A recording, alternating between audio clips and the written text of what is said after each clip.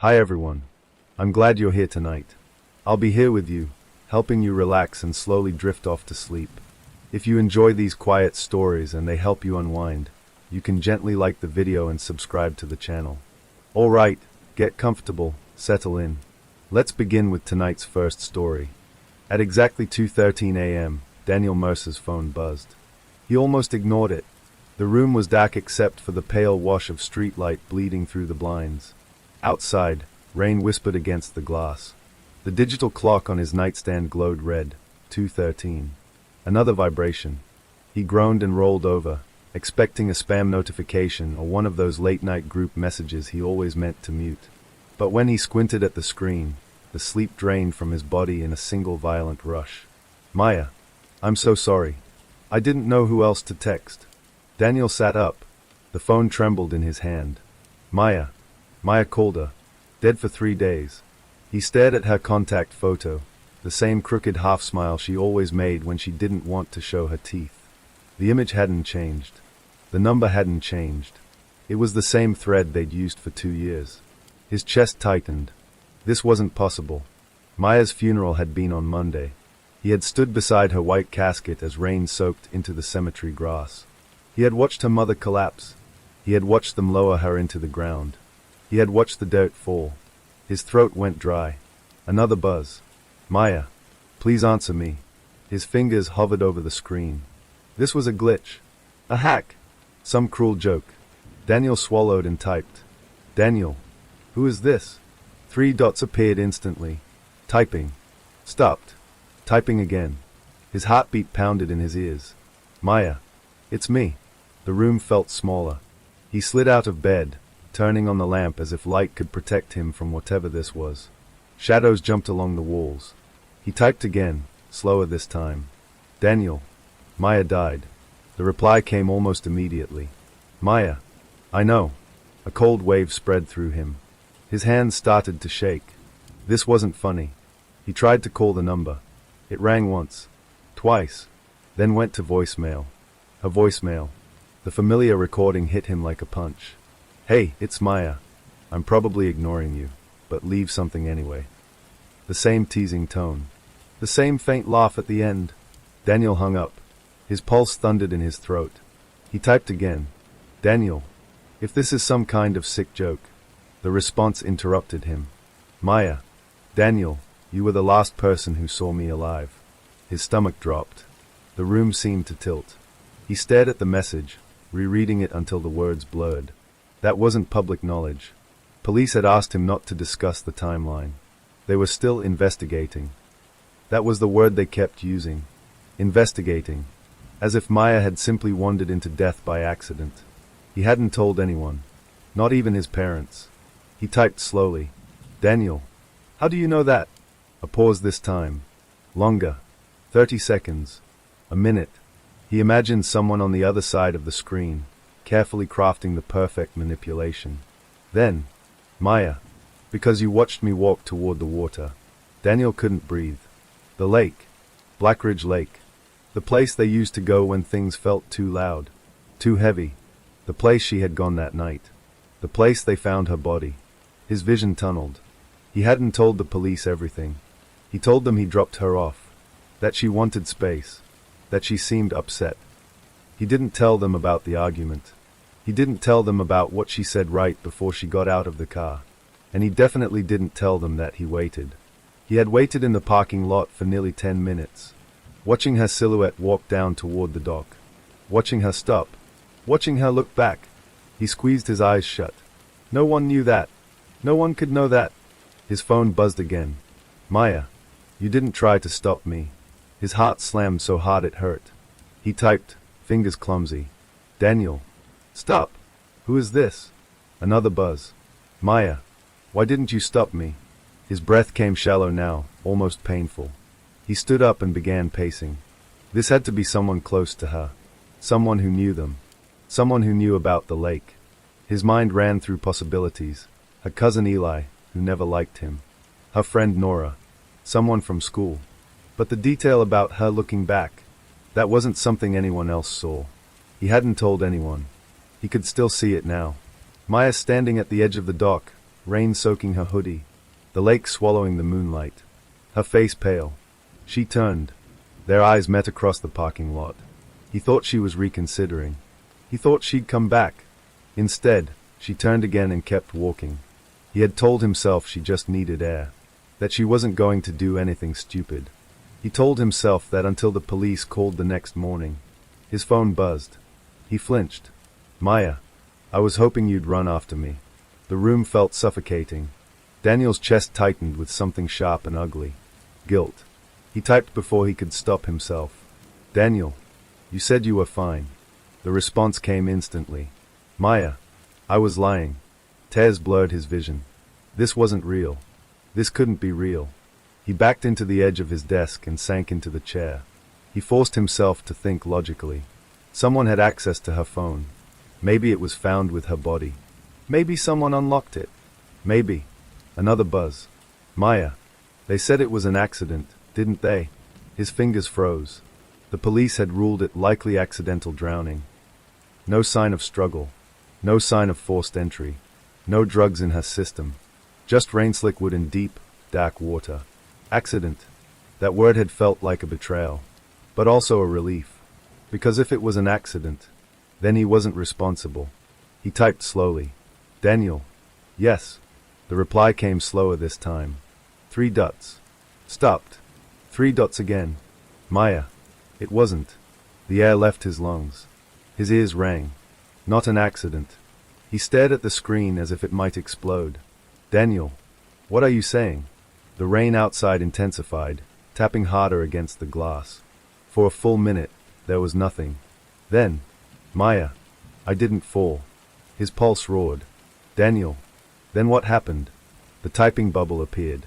Disappeared. Appeared again. His hands were slick with sweat now. He wiped them on his pajama pants. Then the message came. Maya. Someone was already there. Daniel's stomach twisted violently. Already there. On the dock. At 2 a.m. The police said no one else had been seen in the area.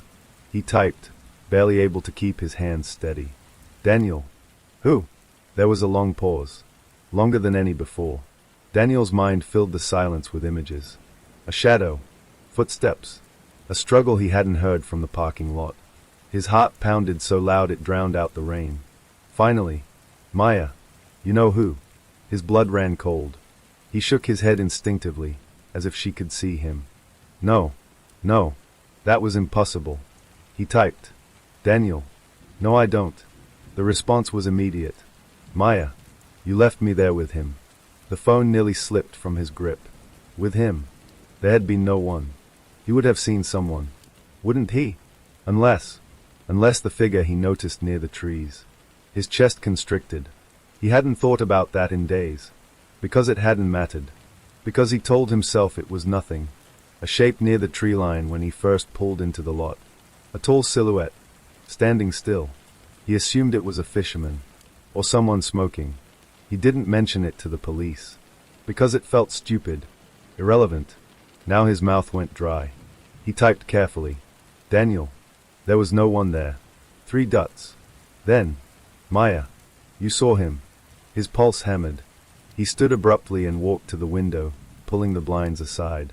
The street outside was empty. Wet. Silent. He suddenly felt exposed. Like someone was watching him now. His phone buzzed again. Maya. Is watching you too. Daniel's breath caught in his throat. He stepped back from the window slowly. Every nerve in his body felt electrified. He typed. Daniel. Stop this. Maya. Look outside again. His heart stopped. Slowly, against every instinct screaming at him not to, Daniel turned back toward the window. The rain blurred the street lights. The empty road gleamed under them. For a moment, there was nothing. Then, across the street, under the dead oak tree, a figure, standing still, watching the house. Daniel's breath vanished. The silhouette didn't move, didn't shift, just stood there, tall, unnaturally still. His phone buzzed one more time. He didn't look away from the window. He couldn't. The message preview lit up the dark room. Maya. He was there that night too. The figure across the street slowly lifted its head, and Daniel realized. It wasn't looking at the house. It was looking directly at him. Daniel couldn't move. The rain distorted the figure beneath the oak tree, turning it into something unreal, a smear of shadow against the silver street light. But it wasn't the rain that made his pulse stutter. It was the stillness. The figure didn't fidget, didn't shift its weight, didn't check a phone. It simply stood there, watching. His phone buzzed again. He flinched so violently he nearly dropped it. Maya, don't turn on the porch light. His breath came in short bursts. He hadn't touched the switch, but he had thought about it. Thought about flooding the yard with light. Thought about exposing whoever that was. His fingers trembled. Daniel. Who is that? 3 dots appeared. Paused. Then. Maya. You know him. His stomach clenched. No. He didn't. He couldn't. The shape was too far away, too blurred by rain. But something about the posture felt familiar. A tilt of the shoulders. A certain height. A memory flickered, the tree line at Blackridge Lake. A tall silhouette. Watching. He swallowed. Daniel. Tell me his name. The response was slower this time. Maya. He doesn't like when I say his name. A chill crept up Daniel's spine. That's impossible, he whispered to himself. Maya was dead. Dead people didn't text. Dead people didn't warn you about men standing outside your house. Unless someone was playing a game. Unless someone was very, very close. His phone rang. He jumped. Not a text. A call. Incoming call, Maya. The room seemed to collapse inward. He stared at the glowing screen, heart pounding so hard he felt dizzy. Across the street, the figure didn't move. The call continued ringing. Daniel hesitated, then answered. He pressed the phone to his ear. Silence. Not even static. Just breathing. Slow. Close. Not Maya's light, quick breath. This was heavier. Deeper. Like someone holding the phone too near their mouth. Daniel's blood ran cold. Hello. His voice cracked. The breathing continued. Then, faintly, a whisper, so soft he almost didn't catch it. Run. The line went dead. Daniel jerked the phone away from his ear. Across the street, the figure stepped forward. Out from beneath the oak. Into clearer light. Daniel's heart slammed against his ribs. The face was still too shadowed to make out details, but the outline sharpened. Tall. Broad shoulders. Dark jacket. And something about the way he moved. Daniel stumbled backward from the window. His chest tightened with recognition. He knew that walk. He had seen it dozens of times before. At football games. At bonfires. At the lake. His throat went dry. No. His phone buzzed again. Maya. He's closer now. Daniel backed further into his room. His mind raced. Call the police. Yes. That's what normal people did when someone stood outside their house at 2 a.m. He opened the dial pad with shaking hands. Before he could press 9, another text. Maya. If you call them, he'll leave. And you'll never know what really happened. His finger hovered above the screen. Never know. His breathing grew ragged. The police had already closed most of the investigation. Accidental drowning. Case nearly finished. If there was something more. If someone had been there. If Maya hadn't fallen. Then this might be the only chance.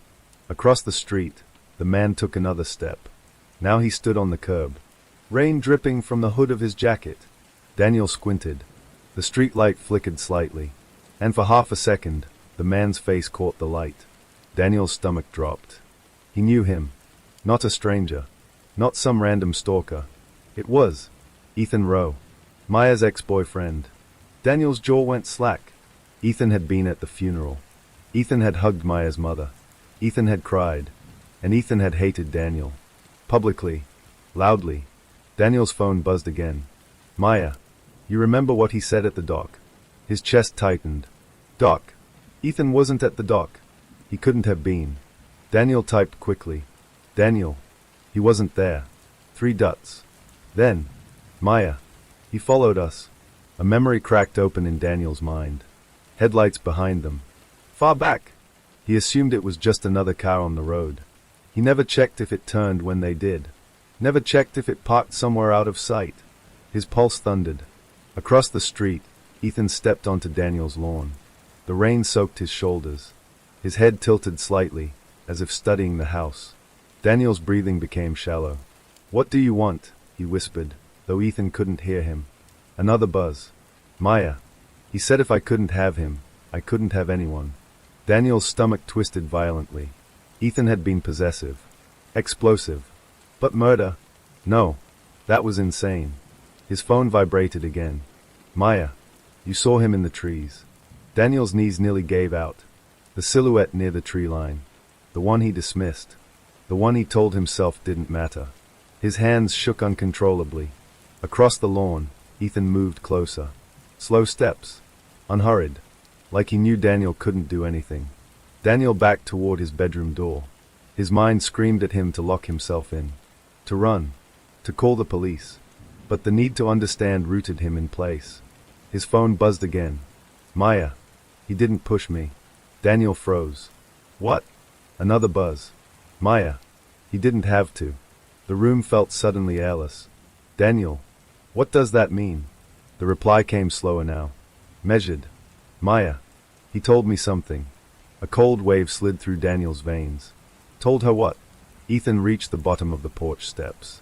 Daniel's heart slammed painfully. "Daniel." What did he say? 3 dots. Stopped. Started again. The longest pause yet. Rain battered the windows. Ethan's hand gripped the porch railing. Then, "Maya. He said you didn't love me." Daniel's breath caught. That wasn't. He loved her. He had. He did. Another buzz. "Maya. He said you were waiting for me to disappear."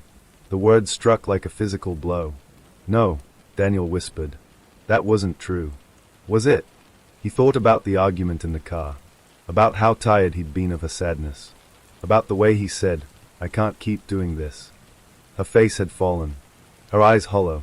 He had meant he couldn't keep fighting. Not that he couldn't keep loving her. Another buzz. "Maya. He said you'd be relieved." Daniel's vision blurred. On the porch, Ethan reached the front door. He didn't knock. He just stood there, waiting. Daniel's phone vibrated again. "Maya. And when I turned around, you were still sitting in the car." Tears spilled down Daniel's face. He remembered. She had looked back. Just once.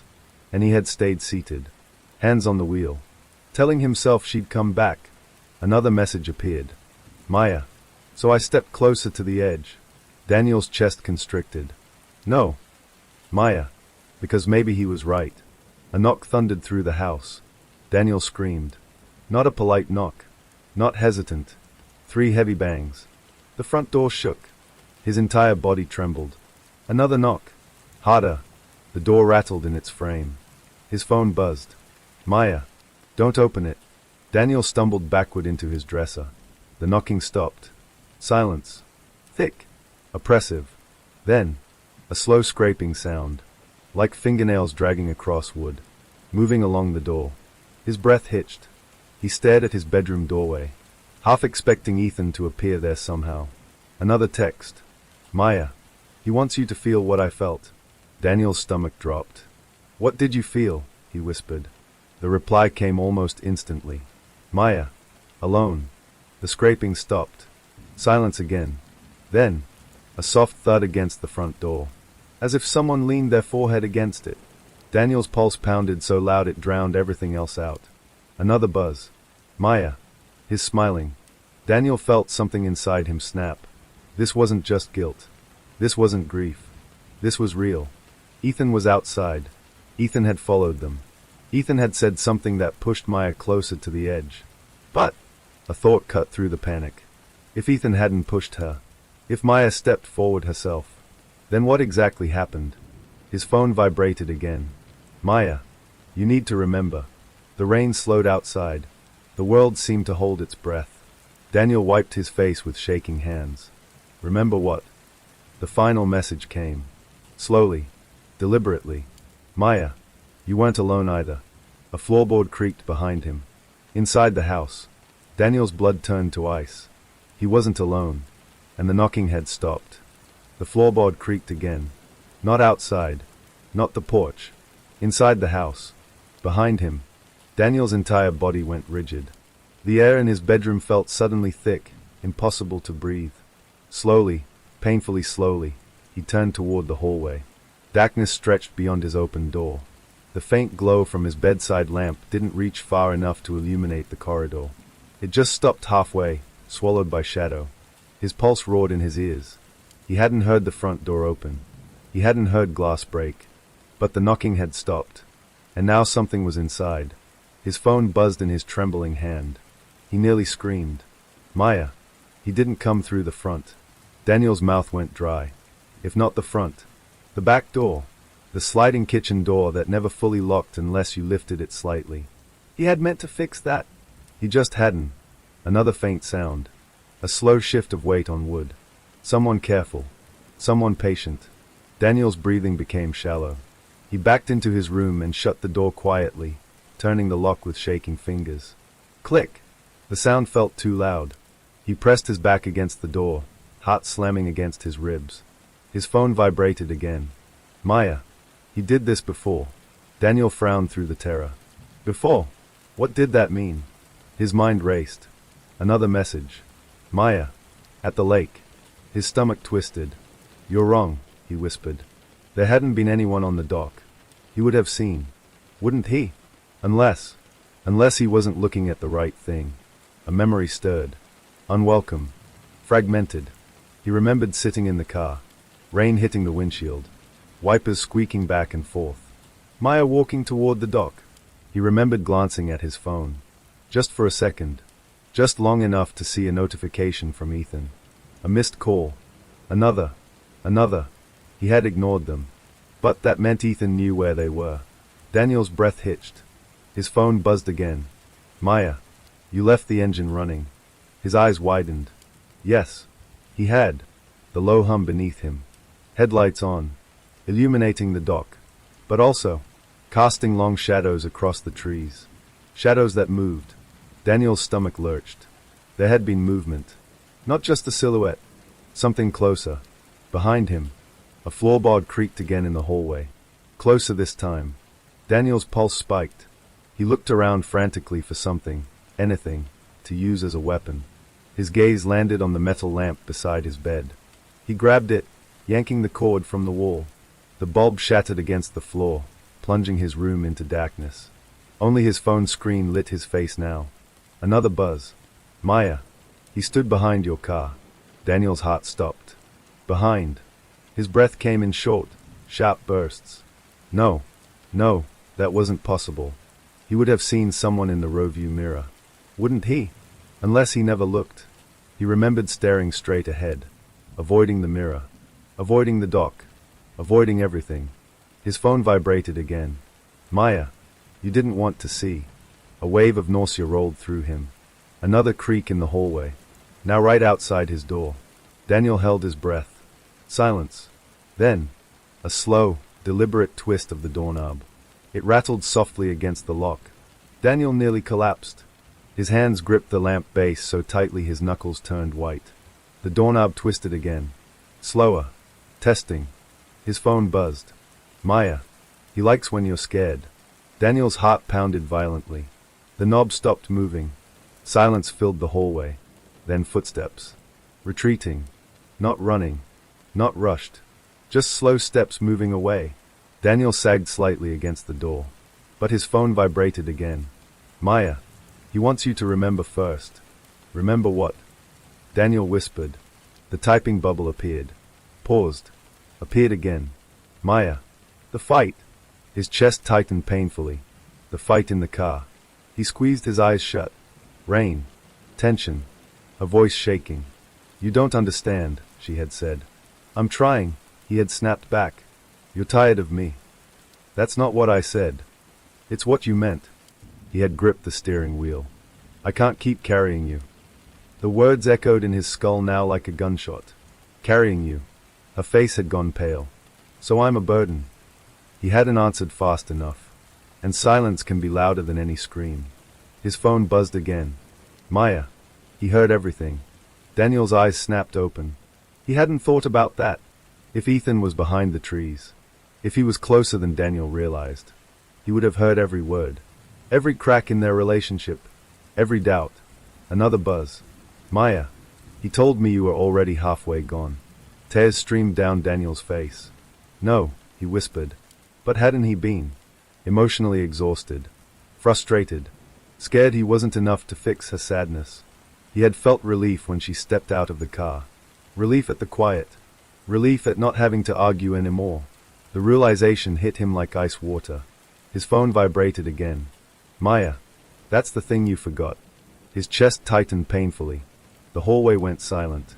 Too silent. Daniel strained to hear any movement. Nothing. His phone screen dimmed slightly. Then, another message. Maya, when you heard the splash. Daniel's breath stopped. He hadn't told anyone that. He told police he drove home. That he assumed she went home too. But that wasn't true. He had stayed. Just for a minute. Just long enough to hear it. A distant splash.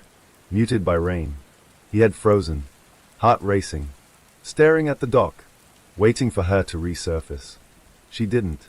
He told himself it was nothing. A fish. A wave. Wood shifting.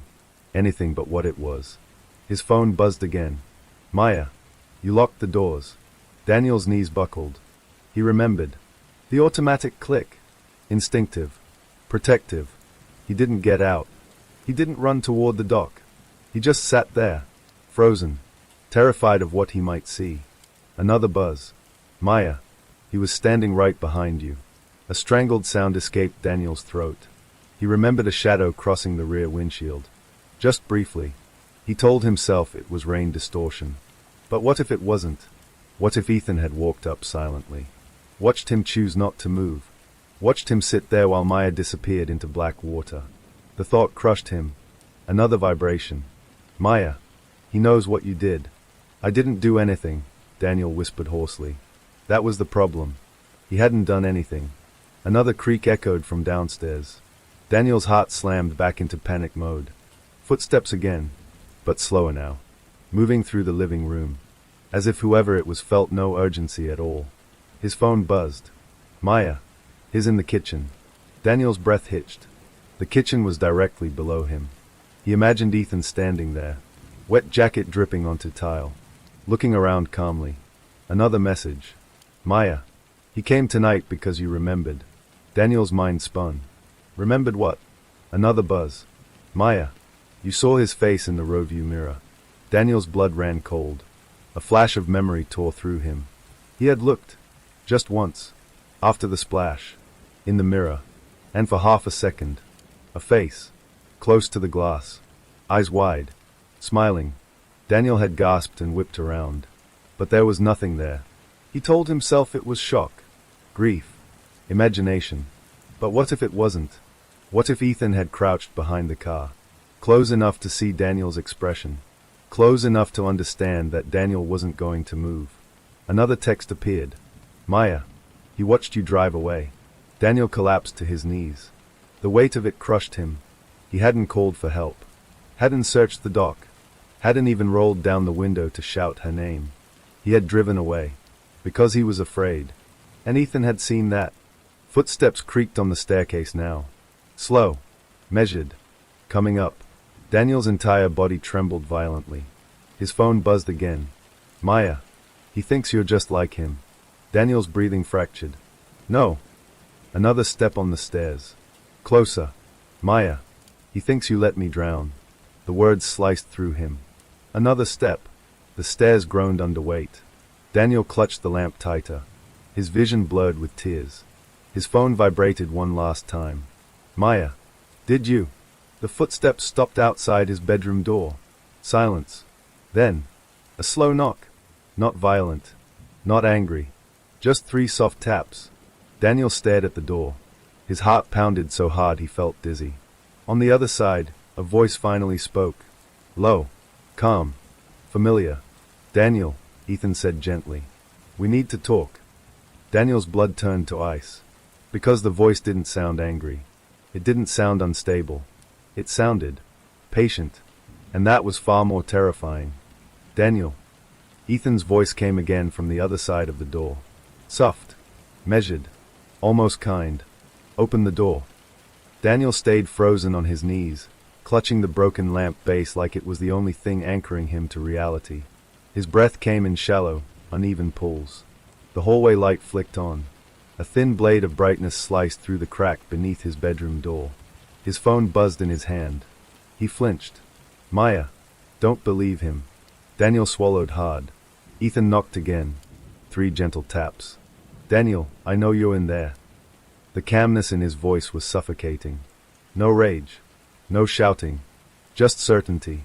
Daniel's phone vibrated again. Maya. He practiced this. A chill crept through Daniel's body. Practiced what? Manipulation. Control. Oh. Another thought stabbed through him. What if Ethan wasn't here to hurt him? What if Ethan was here because he knew something? Daniel, Ethan said quietly. You left her. The words slammed into Daniel's chest like a physical blow. His grip tightened on the lamp. He forced himself to speak. Go away. Silence. Then a soft exhale from the other side of the door. I saw you, Ethan said. Daniel's blood ran cold. His phone buzzed. Maya. He wants you to think he saw everything. Daniel's mind spun.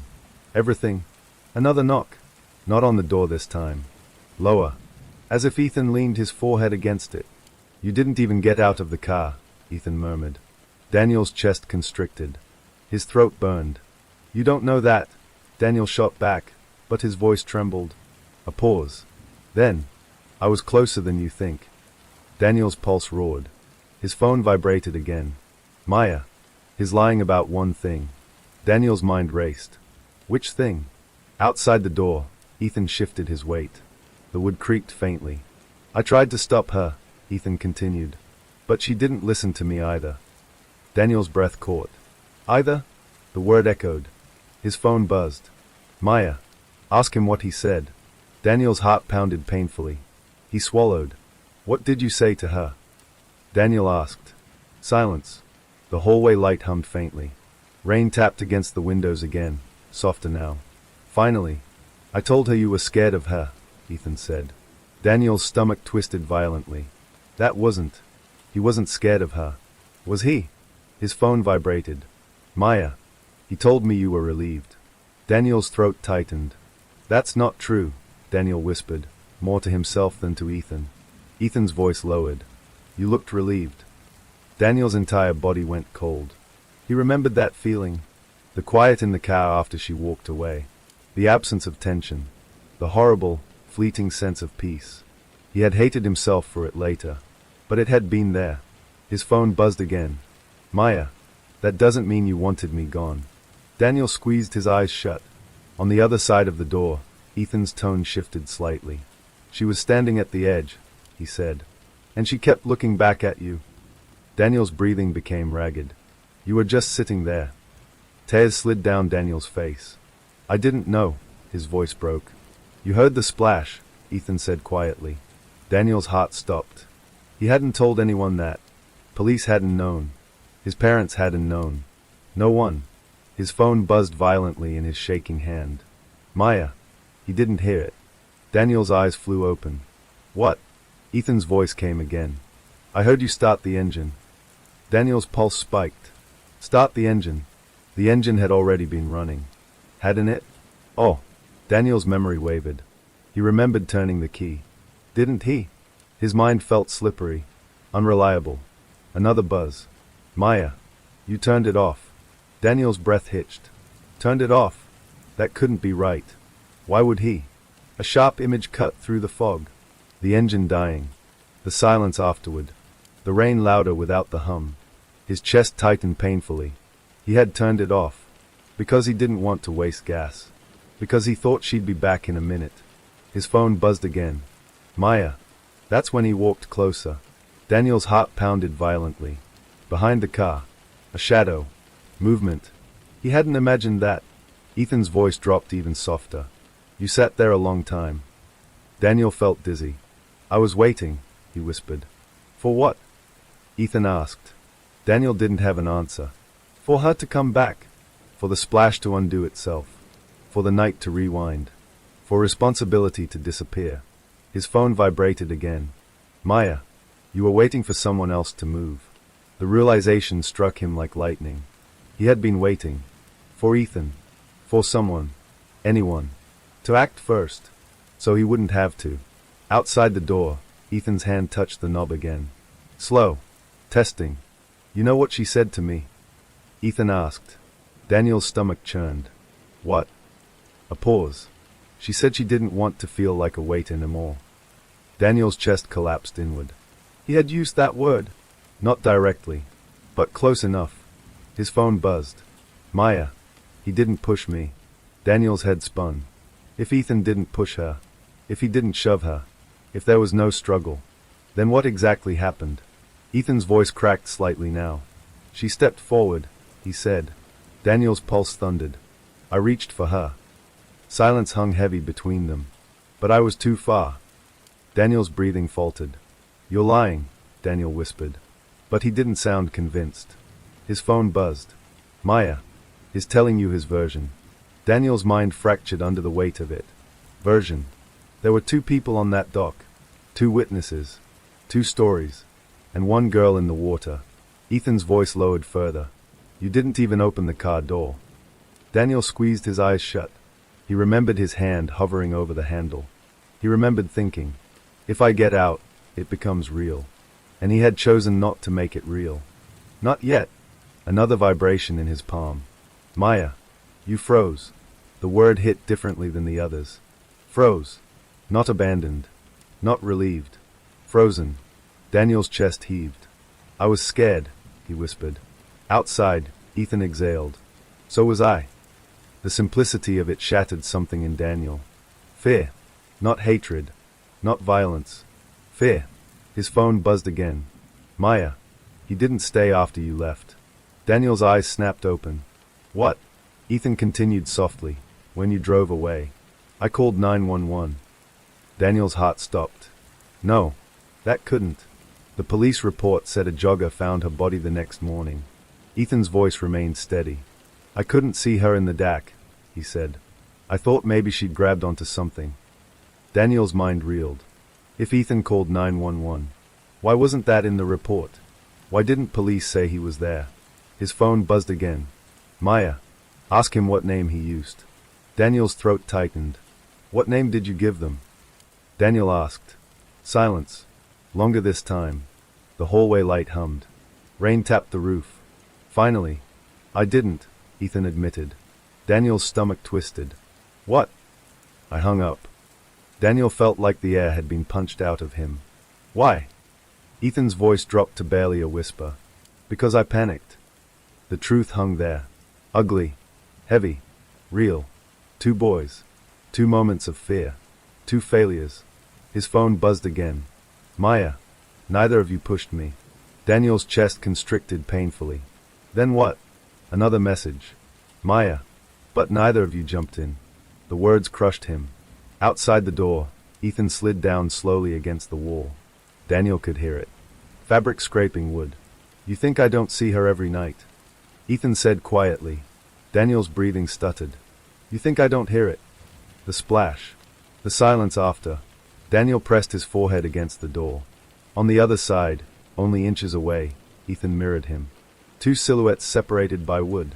Bound by the same moment. His phone vibrated again. Maya. He isn't the one texting you.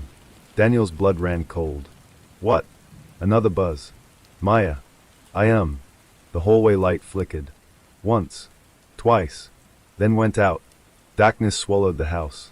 And in the pitch black, Daniel felt something else in the room with him. Not in the hallway. Not downstairs. Behind him. Inside. His phone screen illuminated slowly with one final message. Maya. Turn around. Daniel's breath stopped. Because he was no longer sure. Who was outside the door? And who was inside the room? Daniel couldn't feel his legs. The room was completely dark now. No hallway light. No street light slipping through the blinds. Just blackness, thick and suffocating. His phone screen was the only glow left. Maya. Turn around. His pulse pounded so violently he thought he might pass out. Outside his bedroom door, Ethan was still there. He could hear faint breathing through the wood. Slow. Uneven. But inside the room, the air felt different. He wasn't alone. His hand trembled as he lifted the phone slightly, using the weak screen light to illuminate the space behind him. The dresser. The broken lamp on the floor.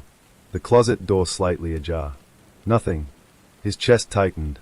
I'm imagining this, he whispered. His phone buzzed again. Maya. You're not. The closet door creaked. Just slightly. Daniel's blood turned to ice. He stared at it. It hadn't been open that far before. Had it? A faint shift inside the closet. Fabric brushing fabric. His breathing became shallow and frantic. Ethan, Daniel croaked through the door. Ethan, there's someone in my room. Silence on the other side. Then Ethan's confused voice. What? Daniel's phone vibrated again. Maya. He can't see me. The closet door moved another inch. Daniel stumbled backward, hitting the bedroom door hard enough that Ethan felt it. What's happening? Ethan demanded. The knob rattled slightly under Ethan's grip. Daniel could barely speak. Someone's in here. The closet door opened fully. The darkness inside it looked deeper than the rest of the room. Thicker. Wrong. And then, a shape. Not stepping out. Not rushing. Just standing. Inside the closet. Daniel's breath left his body. The shape was tall. Slim. Head tilted slightly to one side. His phone buzzed. Maya. You recognize me now. His knees buckled. The silhouette stepped forward into the faint blue glow of his phone screen.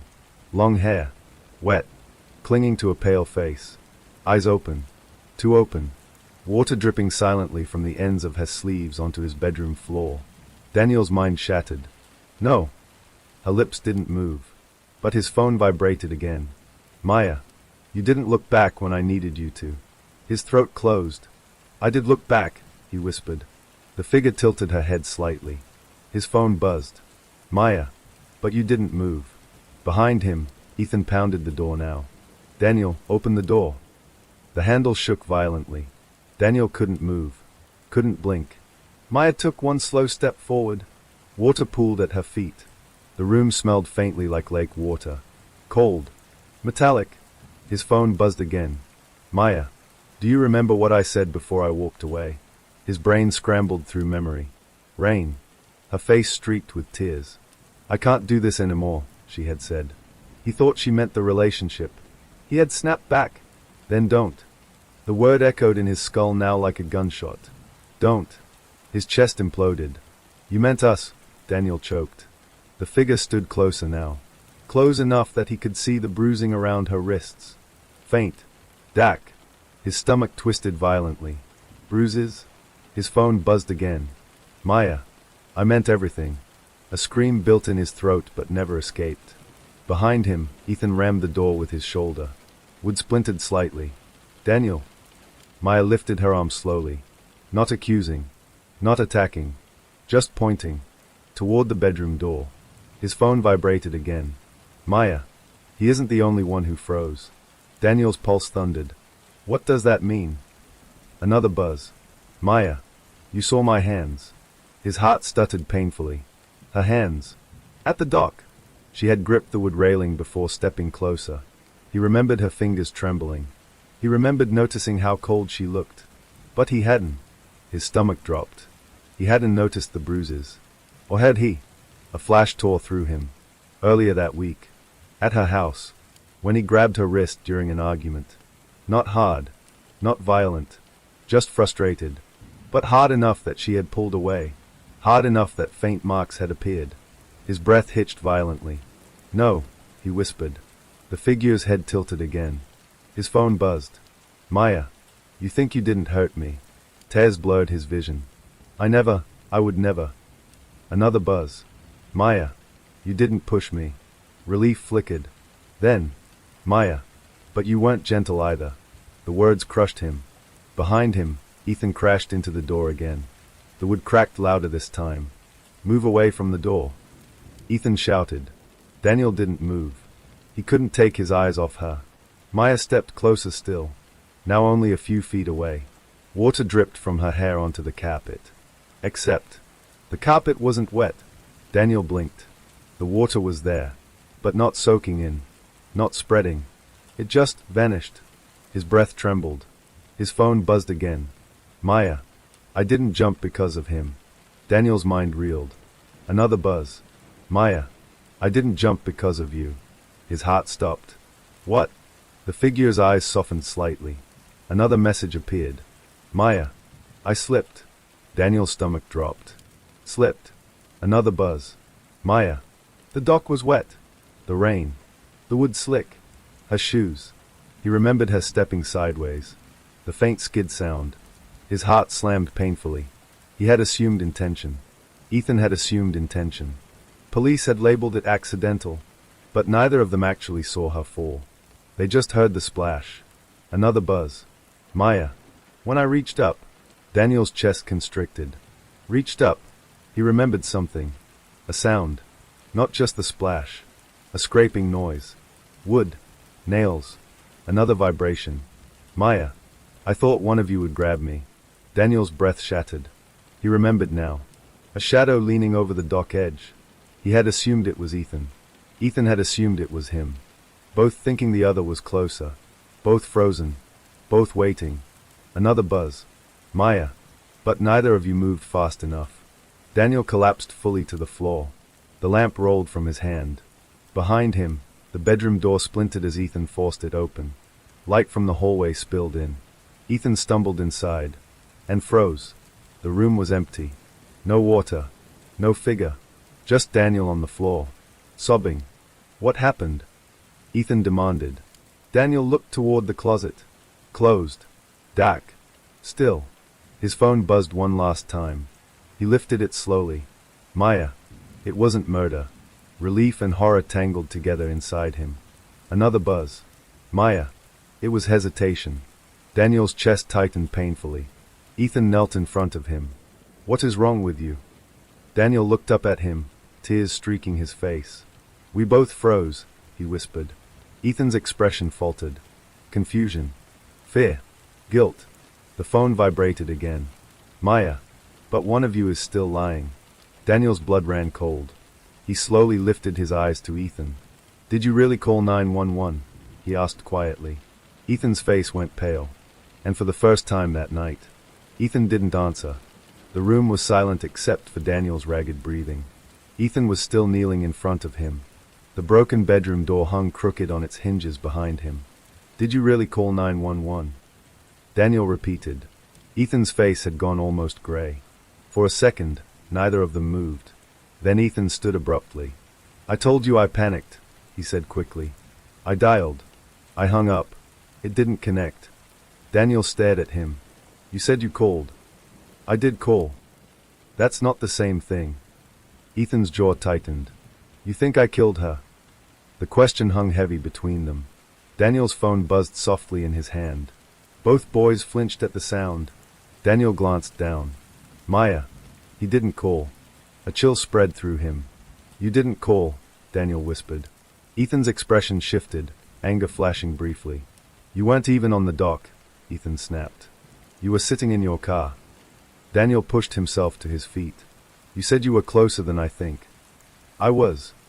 How close? Silence. Ethan looked toward the hallway, as if measuring his escape. Daniel's pulse spiked.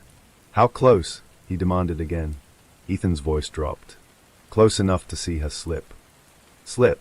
The word echoed. Daniel's chest tightened. You saw her fall? Yes. And you didn't jump in. Ethan's eyes flickered with something ugly. Fear. I can't swim. The confession landed like a stone. Daniel stared at him. You grew up by the lake. I never learned. Ethan shot back defensively. The room felt smaller. Daniel's phone buzzed again. Maya. He's telling the truth about that. Daniel's stomach twisted. So what did you do? Daniel asked quietly. Ethan looked away. I ran to the edge, he said. I leaned down. I couldn't see her. Daniel's heart pounded. Did she reach up? Ethan's breath hitched. A fraction too slow. Daniel noticed. His phone vibrated. Maya. Ask him what she said. What did she say? Daniel asked. Ethan's jaw clenched. She didn't say anything. Another buzz. Maya. His lying. Daniel's pulse thundered. What did she say? He pressed harder. Ethan's voice cracked slightly. She said. He stopped. Daniel stepped closer. What did she say? Ethan's composure fractured. She said she couldn't hold on. Daniel felt his heart splinter. Another buzz. Maya. That's not all. What else?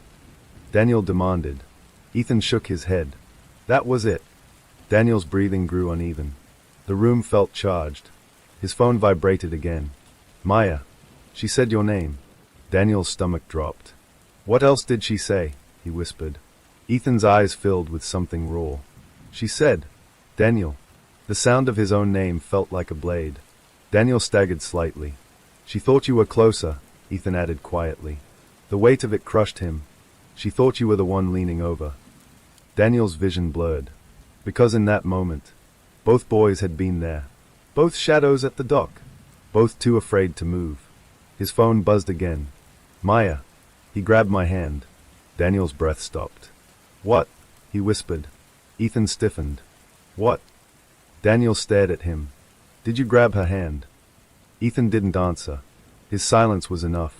You grabbed her, Daniel said, voice trembling. Ethan's face twisted. I tried.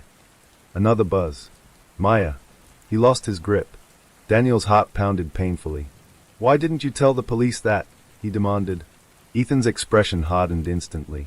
Because it doesn't matter. It does matter. Ethan's voice rose. It doesn't change anything. She's still drowned. Daniel felt rage surge through the guilt.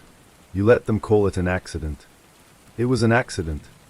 Another vibration. Maya. It was. Daniel's mind reeled. So why? Another buzz. Maya. But he knows something else. Daniel's eyes locked onto Ethan. What else happened? Ethan looked exhausted now. Drained. You left? Ethan said quietly. I know. And when you drove off, Ethan hesitated. What? Ethan swallowed hard. She surfaced. Daniel's world stopped. What? She came up once, Ethan whispered. Daniel felt physically ill. She broke the surface. I saw her. His chest constricted violently. Why didn't you say that? Ethan's eyes filled with panic. Because I thought she'd swim to the ladder. The words came out rushed now. There's a ladder on the side of the dock. I thought she'd grab it. I thought.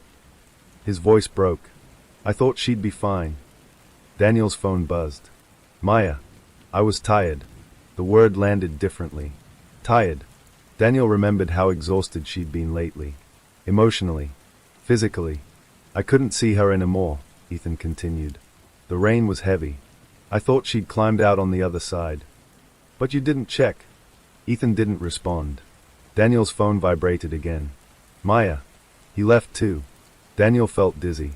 You left. Daniel whispered. Ethan's silence confirmed it. I thought she went around the dock, Ethan said weakly. I thought she was hiding. I thought she wanted to scare me. Daniel stared at him in disbelief. You thought she was playing a game. I didn't know what to think. Another buzz. Maya. You both thought someone else would fix it. The truth hung there, brutal and simple. Two boys. Both convinced the other would act. Both waiting. Both wrong. Daniel's breathing shook. She came up, he repeated. Ethan nodded slowly. Just once. Daniel felt like he might collapse. And you didn't jump. Ethan's voice was barely audible. I told you. I can't swim. Daniel closed his eyes. Neither of us jumped. The phone vibrated again. He looked down slowly. Maya. I held on as long as I could. His vision blurred. Another message appeared. Maya. But cold water makes your hands stop working. Daniel's throat closed. He imagined her fingers slipping. Skin numb. Muscles failing. Another buzz. Maya. I wasn't angry. Tears streamed down his face. Another message. Maya. I was scared. The word echoed through the broken room. Ethan sank down onto the bed. I see her every night, he whispered. Daniel nodded slowly. Me too. The house felt heavy. Quiet. Still. Daniel's phone vibrated one more time. Maya. You needed to know the whole truth. Daniel wiped his face. Is that it? He whispered. Silence. Then. One final message. Maya. Almost. Daniel's pulse quickened again. Almost. The hallway light flickered back on suddenly. Bright. Steady. Normal. Daniel looked toward the closet. Closed. Still. His phone buzzed again. He swallowed before looking down. Maya. There was someone else on the dock that night. Daniel's blood turned to ice. Slowly, he lifted his eyes to Ethan. Because if there was someone else, then neither of them had been alone, and neither of them had noticed. There was someone else on the dock that night. The words glowed on Daniel's screen like a fresh wound. He felt the air leave his lungs. Ethan stared at him from the edge of the bed. What? Daniel's voice was barely audible. She says, there was someone else. Ethan's face hardened instantly. That's insane. Daniel's phone buzzed again. Maya, you both saw him. Daniel's heart pounded painfully. The trees, he whispered. Ethan's eyes flickered. What? The tree line, Daniel said. When we pulled in, there was someone standing there. Ethan's expression changed. Not confusion. Recognition. You saw that too? Ethan asked quietly. Daniel's stomach dropped. You saw him? Ethan nodded slowly. I thought it was you at first. Daniel's pulse roared. I thought it was you. Silence swallowed the room. Two boys. One shadow, each assuming it belonged to the other. Daniel's phone vibrated. Maya, he wasn't there for you. A chill slid down Daniel's spine. Then who? Ethan whispered. Another buzz. Maya, he was there before you arrived. Daniel's breathing grew uneven. Before? The lake wasn't popular that late, especially in the rain. Ethan ran a hand through his hair. There was a truck, he said suddenly. Daniel's eyes snapped up. What? Parked near the far side of the lot, Ethan continued slowly. Older model. Dak. Daniel's stomach twisted. I thought it was a fisherman. Another vibration. Maya. He watched the fight. Daniel felt dizzy. Watched. Listened. Waited. Ethan stood abruptly. This is ridiculous. But his voice didn't sound convinced. Daniel looked at him carefully. You saw him again, didn't you? Ethan didn't answer immediately. Daniel's pulse spiked. After she fell. Ethan's jaw tightened. I saw movement, he admitted. Daniel's heart hammered. Where? Behind the dock, Ethan said. Near the ladder. Daniel's breathing faltered. The ladder. The place Ethan assumed she'd swim to. Another buzz. Maya. He moved closer when you left. Daniel's blood ran cold. When I left, he repeated. Ethan looked at him sharply. What do you mean? Daniel swallowed. She says, he moved closer after I drove away. Ethan's face drained of color. That's not possible. Why? Because, Ethan stopped. Because what? Ethan's voice dropped to a whisper. Because when you left, I saw someone step onto the dock. Daniel's heart nearly stopped. You didn't say that. I didn't know what I saw. Ethan's breathing quickened now. It was raining. I thought it was you coming back. Daniel's stomach twisted violently. But I wasn't. Ethan nodded slowly. No, you weren't. Daniel's phone buzzed again. Maya. He didn't touch me. A small, shaky breath escaped Daniel's lips. Not murder. Not force. But then, another vibration. Maya. He watched too. The words felt worse. Someone standing there, watching her struggle, watching two boys hesitate, watching the surface go still. Daniel's mind raced. Why wouldn't he help? He whispered. Ethan looked sick. Maybe he thought we had it. Daniel laughed bitterly. We didn't. Another buzz. Maya. He followed one of you home. The room tilted. Daniel felt ice in his veins. Followed. Ethan echoed. Daniel's phone trembled in his grip. Maya. He wanted to see who would break first. Daniel's breathing fractured. The image of the figure under the oak tree flashed in his mind. The stillness. The patience. He was outside tonight, Daniel whispered. Ethan stared at him. What? Under the tree, Daniel said. Across the street. Ethan's eyes darted toward the window. You're not serious. Daniel stepped toward it slowly. The rain had stopped. The street was quiet, empty, but the memory of that silhouette felt too real. His phone buzzed again. Maya. He likes to watch guilt grow. Ethan backed away slightly. This is insane, he muttered. But his hands were shaking. Daniel's heart pounded. What if he thought we did it? Daniel said. What? What if he thought one of us pushed her? Daniel continued. What if he's been waiting to see who cracks? Ethan swallowed hard. You think someone's blackmailing us? Another buzz. Maya. Not blackmail. Daniel's breath hitched. Another message appeared. Maya. Judgment. The word felt heavier than the rest. Judgment. A witness. Someone who saw everything. Did nothing. And waited. Ethan's voice was thin now. Why didn't he go to the police? Daniel's phone vibrated. Maya. Because he didn't see a crime. Daniel's mind reeled. If the third shadow saw hesitation. If he saw fear. Then from his perspective, it wasn't murder. It was cowardice. And that's harder to report. Another buzz. Maya. He sees you both as the same. Daniel's chest tightened painfully. The same. Weak. Frozen. Ethan paced now. This doesn't make sense. Why would someone just watch? Daniel didn't answer. Because part of him already knew. He remembered the splash. The paralysis. The waiting. Watching. Doing nothing. The third shadow had simply mirrored them. Another vibration. Maya. He thinks is better than you. Daniel felt anger spark through the guilt. Better, he whispered. Another buzz. Maya. Because he didn't love me. The simplicity of it hurt. Love had made them hesitate. Fear of losing her. Fear of what it meant. Fear of failing. The third shadow had no attachment. No responsibility. Just curiosity. Ethan stopped pacing. You think he'll come back? Daniel's phone buzzed immediately. Maya. He already has. The bedroom felt colder. Daniel looked slowly toward the hallway. The house was silent. Too silent. Then, a faint creak. Not upstairs. Downstairs. Near the back door. Ethan's face drained of color. Did you lock it? He whispered.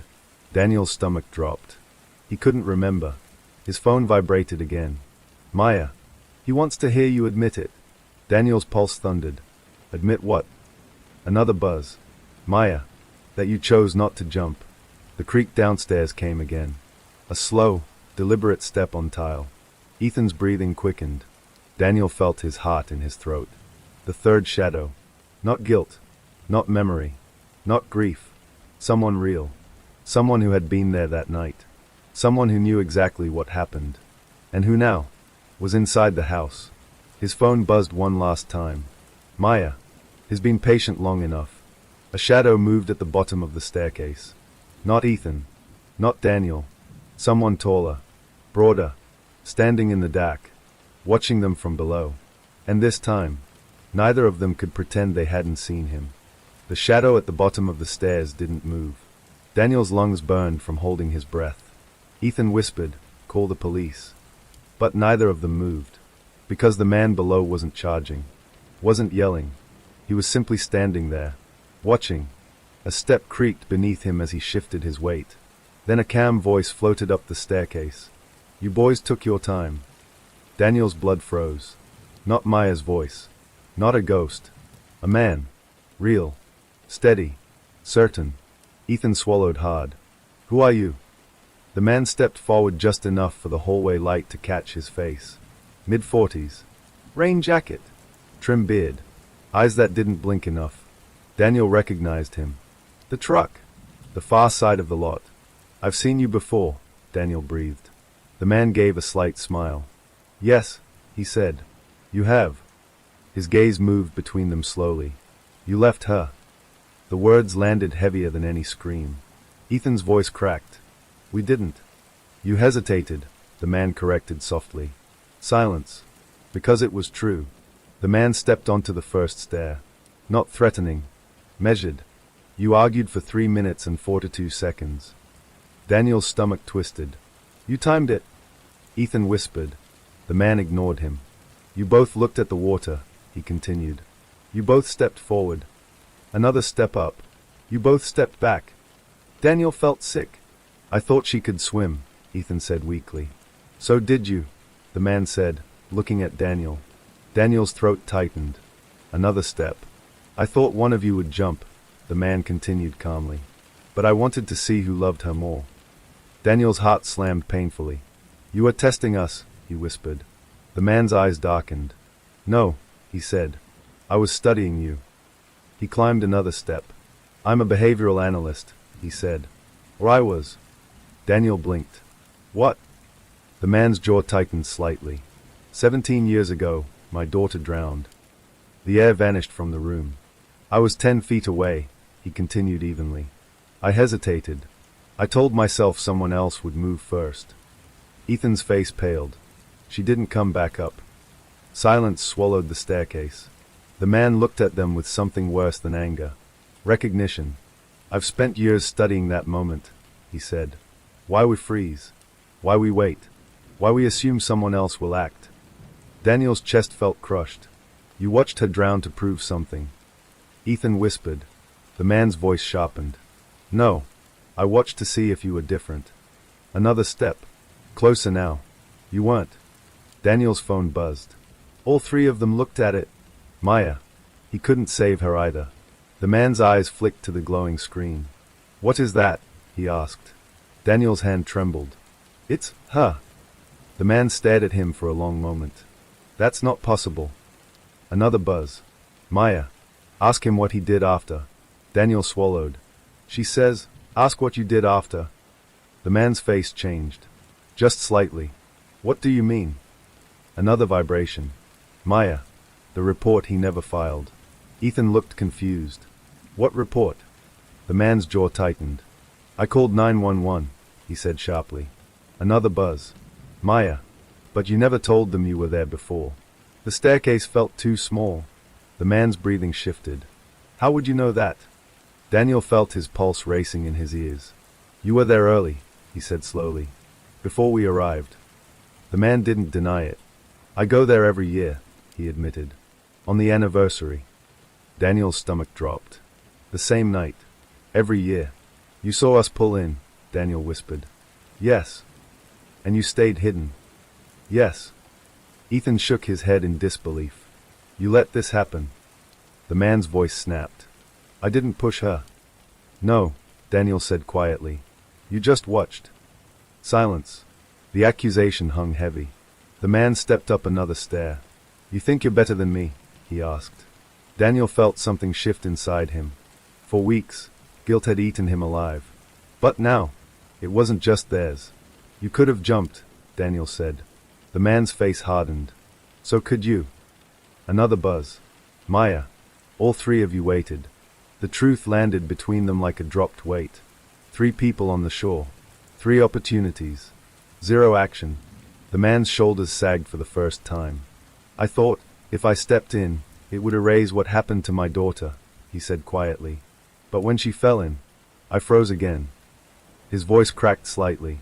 I wanted to see if someone else would be stronger than I was. Ethan's eyes filled with tears. We weren't. No, the man whispered. Daniel's phone vibrated again. Maya. Now tell the truth. Daniel looked up. To the police, he said. The man closed his eyes briefly. I already gave a statement. Not the full one, Daniel replied. Ethan nodded slowly. We didn't either. The house felt different now. Not haunted. Not hunted. Exposed. 3 cowards. 1 truth. The man took a slow breath. If I come forward, he said, I lose everything. Daniel's voice was steady for the first time in weeks. You already did. Silence. Heavy. Final. The man looked at the 2 boys. Not with superiority. Not with judgment. But with the shared understanding of people who failed at the same second. Another buzz. Maya. No more watching. Daniel locked eyes with the man. We go together, he said. The man hesitated, then nodded once. Ethan wiped his face. Tonight. The man descended the stairs slowly. Not fleeing. Not threatening. Just tired. Daniel followed. For the first time since that night at the lake, his chest didn't feel like it was collapsing. Guilt was still there. But it had shape now. And names. 3 of them. As they reached the front door, Daniel's phone buzzed one final time. He looked down. Maya. I didn't need you to be brave. A pause. Another message appeared. I needed you to be honest. The screen went dark. No more notifications. No more typing bubbles. Just silence. Real silence. Daniel slipped the phone into his pocket. Behind him, the staircase stood empty. No shadows. No watchers. Outside, the rain had stopped. And for the first time, They stepped forward without waiting for someone else to move first. The police station was too bright. Daniel hated that. Fluorescent lights hummed overhead, turning everything pale and unforgiving. There was no place for shadows here. No place to hide hesitation. The man from the lake sat between them. His name was Martin Hale. He'd said it quietly in the car, like it cost something to speak. They were led into separate rooms. Daniel didn't protest. He didn't want Ethan's presence to steady him. He didn't want anyone else to move first. A detective sat across from him, pen poised. "You wanted to amend your statement," she said calmly. Daniel nodded. His throat felt tight, but his voice didn't shake. "Yes." "Why?" "Because a dead girl told me to. Because a man who failed once wanted to fail again. Because I'm tired of pretending." Instead he said, "I didn't tell the full truth." The detective waited. Daniel stared at the table. "I hesitated," he said. "She fell in. We argued. I thought she'd resurface. I thought Ethan would jump." He forced himself to continue. "I chose not to." The room felt heavy but clean, like a wound finally exposed to air. The detective scribbled notes. "Did anyone push her?" "No." "Did anyone physically prevent you from helping her?" Daniel swallowed. "No." The truth was sharp, clear, ugly, but it was the truth. In the room down the hall, Ethan was saying the same words. And in another office, Martin Hale was admitting something he'd buried for years. He was there early. He watched. He froze. Again. Hours later, they stepped back outside. Morning had begun to bleed into the sky. The world didn't look different. No thunder. No divine punishment. Just gray light and damp pavement. Martin stood beside them, hands in his coat pockets. "They'll review it," he said quietly. "There may not be charges." Daniel nodded. He knew. Hesitation wasn't illegal. Cowardice wasn't a crime. Not the way pushing someone was. But it still carried weight. Ethan looked at Martin. "Why did you come to Daniel's house?" Martin exhaled slowly. "I needed to hear one of you say it out loud." Daniel understood. Because silence had been the real prison. They parted without ceremony. No handshake. No forgiveness. Just acknowledgement. That afternoon, Daniel went home and sat on his bed. The house felt ordinary. No creaks. No footsteps. No waiting shadows. He pulled out his phone. The message thread was still there. Maya's name at the top. The last message. "I needed you to be honest." Daniel stared at it for a long time. Then, he scrolled up, and stopped. His stomach dropped. The earlier messages. The ones about the third shadow. The ones about the truck. The ones about Martin's daughter. Gone.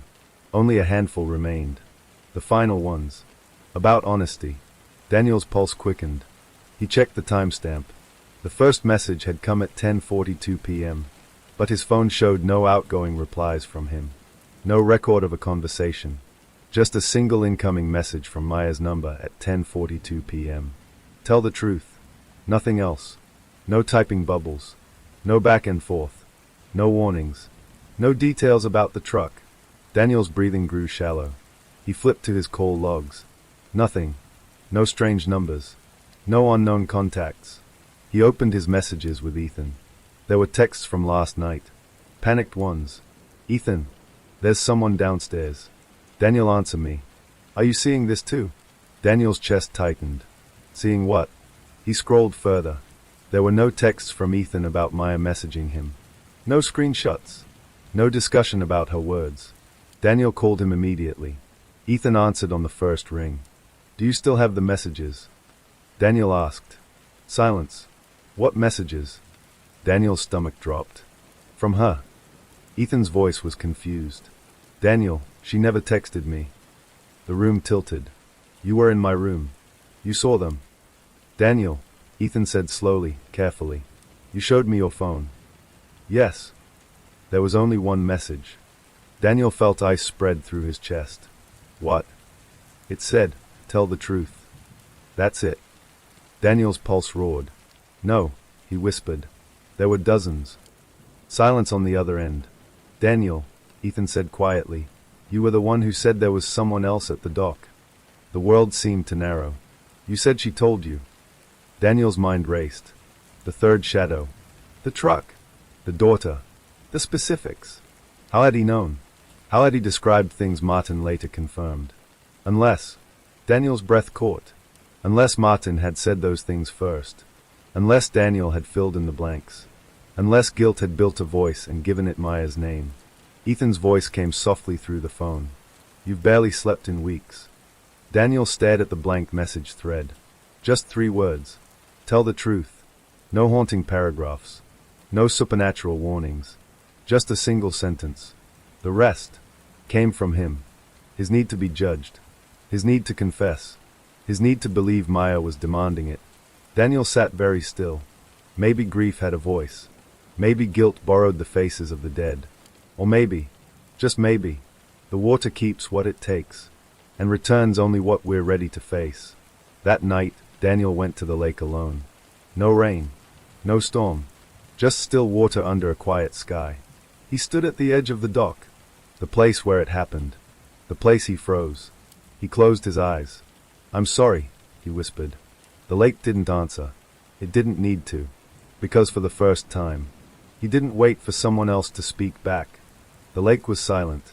No rain, no wind, no whispers of the past, just the soft lapping of water against the dock. Daniel stood there, alone, staring at the spot where it had all ended. 1 year had passed. 1 year since he, Ethan, and Martin Hale had been forced to face the truth. 1 year since Maya's voice, real or imagined, had haunted him with messages that burned like fire in his chest. His phone was in his pocket, silent now. No new messages. No reminders. Just emptiness. He didn't know if she had ever sent anything at all. Maybe it had all been in his mind. Maybe it had been guilt giving voice to a girl who couldn't speak anymore. And yet, he had confessed. He had told the police everything. Every hesitation. Every misstep. Every moment of fear that had frozen him when action was needed. Martin Hale had disappeared after that night. Not from the lake, not from the town, but from their lives. No phone call. No explanation. Just gone. Daniel had tried reaching him once, but the number was disconnected. Ethan had moved away, back east. Daniel hadn't spoken to him in months. The guilt that had once bound them together now stretched like a canyon of unspoken words. Daniel felt the weight of the lake in his chest. It was still there. It would never leave. He knelt at the edge of the dock and dipped his hand into the water. The chill bit through his skin. He pulled it back quickly. He whispered her name. Not a plea. Not a confession. Not a question. Just a whisper. Maya. No answer came. The wind shifted slightly, stirring the surface of the lake. And Daniel realized she wasn't there. She hadn't been watching. The third shadow, the truck, the messages, the guilt, it had all been in him. And yet, the weight of hesitation, the memory of frozen hands and missed opportunities, the memory of failing someone who had trusted him completely, it would remain forever. Daniel stood, shivering. He knew he could walk away from the lake, from the house, from the town, from Ethan, from Martin Hale. But he could never walk away from himself. Because the lake, the water, the dock, and the girl who had texted after she died, had left something behind that no confession could ever wash away. And as he turned to leave, the surface of the water shimmered under the morning sun. A single ripple. Not from the wind. Not from the fish. Not from the rain. From memory. From guilt. From the truth that would never truly set him free. Daniel walked away. But the lake waited. Always patient. Always silent. Always keeping what it had taken. Story 2. The town of Hollow Creek had always been quiet. Too quiet, some locals said. A place where everyone knew everyone, where doors were left unlocked, and the only disturbance came from the wind rattling through the pine trees that lined the creek. But that night, something broke the silence. It started with the lights. First, just a flicker in the corner of the diner on Main Street. Then, the street lamps along Hollow Creek Road died one by one, plunging the town into darkness. The only illumination came from the moon, barely visible through a thick layer of clouds. Sarah Thompson, 26, was closing up the diner. She'd worked the late shift and was tired, but she didn't want to leave just yet. Something about the dark, empty streets made her uneasy. She locked the back door and headed to her car, a small silver sedan parked under the skeletal branches of a sycamore tree. The engine roared to life, but as she pulled onto the road, the headlights flickered and went out. Her heart jumped. She reached to the dashboard. Nothing. The world outside was swallowed in black. And then she saw it. A figure standing in the middle of the road. Not walking, not moving. Just standing. Sarah slammed the brakes. The car skidded slightly on the wet asphalt. Her breath came in shallow gasps. The figure was too tall, too still. No face visible in the darkness, only the outline of a man, or a man-shaped shadow. Before she could react, the figure stepped aside, or maybe vanished. Shaking, Sarah drove faster, trying to convince herself it had been a trick of the shadows. But as she passed Hollow Creek Bridge, she saw the same thing, another figure, standing under the bridge where the moonlight barely reached. Her pulse pounded. She wanted to drive past it, keep going, tell herself it wasn't real. But curiosity, or fear, made her slow down. The figure didn't move, didn't blink, didn't breathe. And then she saw the third one, a child, small, huddled near the creek's edge, staring directly at her. Sarah's scream caught in her throat. She slammed the car into reverse, tires screeching, and sped away toward town. When she arrived at the police station, drenched and trembling, the officer on duty frowned. "Lights are out everywhere," Sarah asked. "Entire town," he said calmly. "Power grid failure. Could be a transformer blown somewhere upstream." "Upstream?" Her voice shook. "You mean, near Hollow Creek?" He nodded. "Yeah, big old creek. Mostly abandoned mills along it. But the water flows fast. Dangerous." Sarah's mind raced. The figures. The child. The tall man. The one under the bridge. I saw people," she stammered. The officer frowned. "People? Who?" "I don't know," she said. I don't know." And she didn't. Because when she went back with the police the next morning, there was nothing. No figures. No child. Not even footprints in the mud along the creek. It was as if they had never existed. But one thing was certain. Sarah Thompson wasn't the only one to see something that night. And Hollow Creek had a way of keeping secrets. The morning after the blackout, Hollow Creek seemed eerily normal. Sunlight filtered weakly through a layer of clouds, and the streets were quiet, almost too quiet. Birds chirped in the trees along Main Street, but there was no laughter, no children playing, no dog barking, just the faint hum of electricity returning to the town. Sarah Thompson hadn't slept. She'd spent the night tossing in her small apartment above the diner, staring at the ceiling, heart hammering every time she remembered the figures she'd seen on the road and the bridge. The child, the tall man, the others lurking in the shadows, she could not shake them. They had been there, and she knew it, even if no one else would believe her. By 7:30 a.m., she arrived at the police station. Officer Thomas Reed, a wiry man in his 40s with sharp eyes and a reputation for taking reports seriously, was already at his desk. He looked up as she entered. "Thompson," he said, "you look like hell. Did you get any sleep?" Sarah shook her head. "Not a minute. I need to tell you everything again. What I saw last night."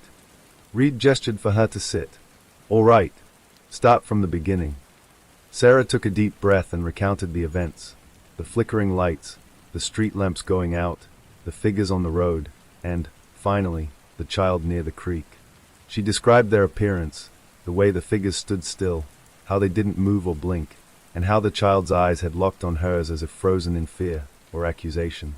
Reed listened quietly, scribbling notes. His expression didn't change, but his pencil never stopped moving.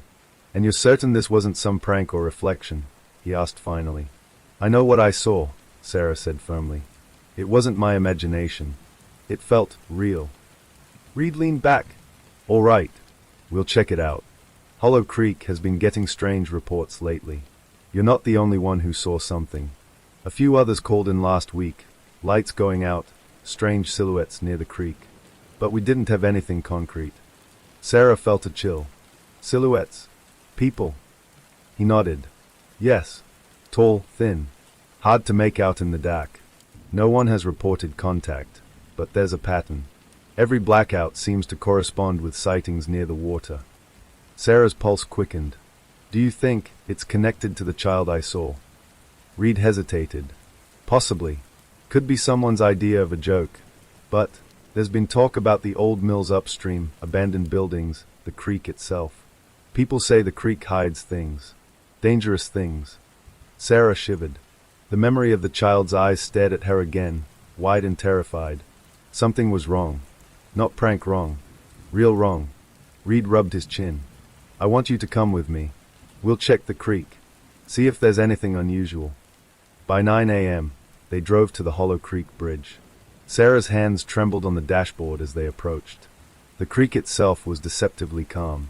The water flowed quickly but silently, winding through the thick forest that lined its banks. Sunlight glimmered off the surface, making it seem peaceful, but Sarah knew better. She had felt the darkness the night before. She had seen the watchers. Reed parked near the bridge and stepped out, motioning for Sarah to follow. Stay close, he said. The bridge loomed ahead, old, wooden planks slick from last night's rain. Moss had grown along the edges, and gaps in the boards showed the water rushing beneath. As Sarah walked across, her stomach tightened. This was where she'd seen the child. This was where she had stopped the car in fear. The first thing she noticed was the mud along the edge of the creek. Disturbed footprints. Small, almost too small for an adult, leading from the bank toward the forest. She froze. Reed squinted at them.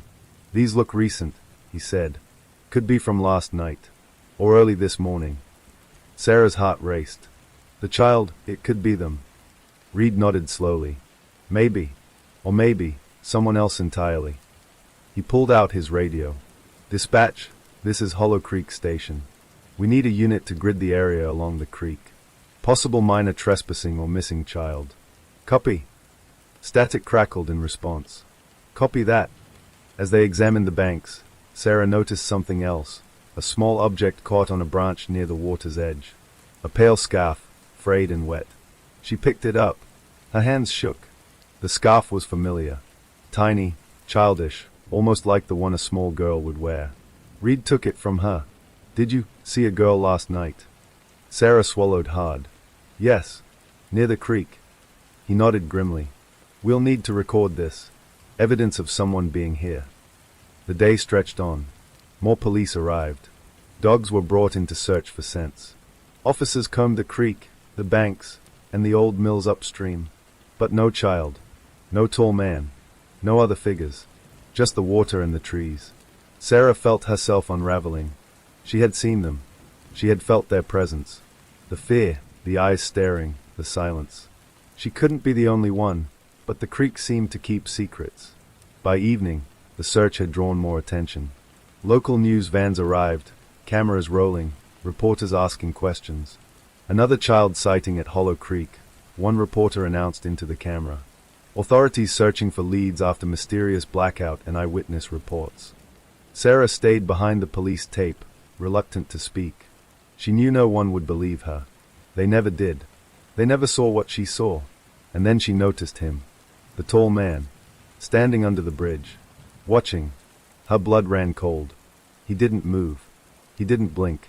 Just stood there, arms at his sides, obscured by shadows, eyes fixed on her. Sarah froze. Her heart raced. She wanted to run. She wanted to scream. But she couldn't look away. Reed saw her staring. What is it? There, she whispered, pointing. Reed followed her finger, then blinked. The figure was gone. Gone? He asked. Sarah nodded. I don't know. He was standing there just a second ago. Reed frowned. Could be someone walking along the road. Shadows play tricks in the dark. But Sarah didn't believe him. The next morning, the town gathered at the creek again. Rumors spread fast.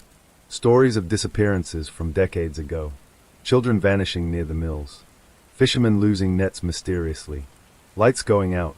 People talking about shadows, about watchers, about Hollow Creek itself.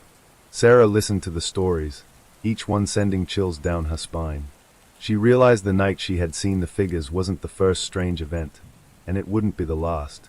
She returned home that night exhausted. But sleep was impossible. Her dreams were filled with darkness. The creek, the tall man, the child, and then her phone buzzed. A text. Unknown number. They are still watching. Her heart leapt into her throat. She looked at the number. Local area code. Not a prank. Not a wrong number. You saw them. Sarah dropped the phone, hands shaking. The words were right. She had seen them. She had felt the eyes, the frozen fear, the silence. Another buzz. Do not follow the water alone. She pressed the phone tightly against her chest. The fear from last night, the terror from the creek, the presence she had felt, it was all real. Real enough to reach her now. That night, she stayed awake. She didn't look outside. She didn't go near the creek. But the feeling didn't leave. It lingered in her room, pressed against the walls, wrapped around her bed. Because she had seen them. And they had seen her. Over the next week, the town of Hollow Creek began to stir. Police patrols increased near the creek and the abandoned mills. People reported strange shadows at night. Lights flickering. Children whispering about figures in the forest. Sarah couldn't escape it. Everywhere she went, she felt the same presence. Watching. Patient. Waiting. She confided in Officer Reed one night at the station. It's like they know I saw them, she said quietly. Reed nodded. You're not the only one, he said. We've had other sightings, but no one believed it until now. You were the first to describe details we can actually verify. Sarah shook her head. Details? I saw them. I felt them. And now, someone is texting me. Reed frowned. Texting you? Yes. Unknown number. Warning me. He looked grim. You need to be careful. If this is connected to the creek, it's bigger than you think. Sarah swallowed hard. Bigger? Reed didn't answer. He just nodded toward the window. Outside, the creek reflected the faint glow of street lights. Dark shapes flickered along the banks. Too fast to be anyone walking. Sarah knew then that Hollow Creek wasn't just hiding secrets. It was alive with them. And someone, or something, was making sure she knew. That night, she didn't sleep. She couldn't, because the watchers of Hollow Creek had begun to reach out. And she was the first to hear. Sarah Thompson couldn't sleep. Not last night, not ever since the blackout. Her apartment felt smaller, the walls closer, as though they had been pushed inward by something she couldn't see. She stared at the phone, the unknown number glowing faintly in the darkness, and the messages replayed in her mind. They are still watching. You saw them. Do not follow the water alone. Each one burned into her memory, leaving a cold, hollow knot in her stomach. By dawn, she had made a decision. She would go to the creek. Not alone, as the messages had warned, but with Officer Thomas Reed. She needed to see the source of the fear, the place that had given life to the shadows and the child she had seen. They met at the police station at 7 a.m. Reed was already reviewing maps of the creek and the surrounding forest. His usual calm demeanor had been replaced by a quiet tension. Something about the reports, the sightings, the growing rumors, was starting to affect him as well. We need to check the abandoned mills, Reed said, spreading a faded map on the table. There are at least 3 old structures upstream. None of them have been used in decades. Locals avoid them. Stories about people disappearing near they go back generations. Sarah felt a shiver. The mills had always been a source of whispered warnings. Hollow Creek children had been dared to explore them on a dare, and most had run screaming the moment they crossed the threshold. No one knew why. Do we have permission to go inside? She asked. Reed shook his head. Technically, trespassing. But we're the police. And I think if we wait for official approval, we'll lose any chance of catching whoever, or whatever, is responsible for the sightings. Sarah nodded, determination hardening in her chest. Then we go today. By 8:30 a.m., they were at the first mill, a massive brick structure with boarded-up windows and doors rotting on their hinges. The smell of damp wood, mold, and decaying leaves greeted them as they approached.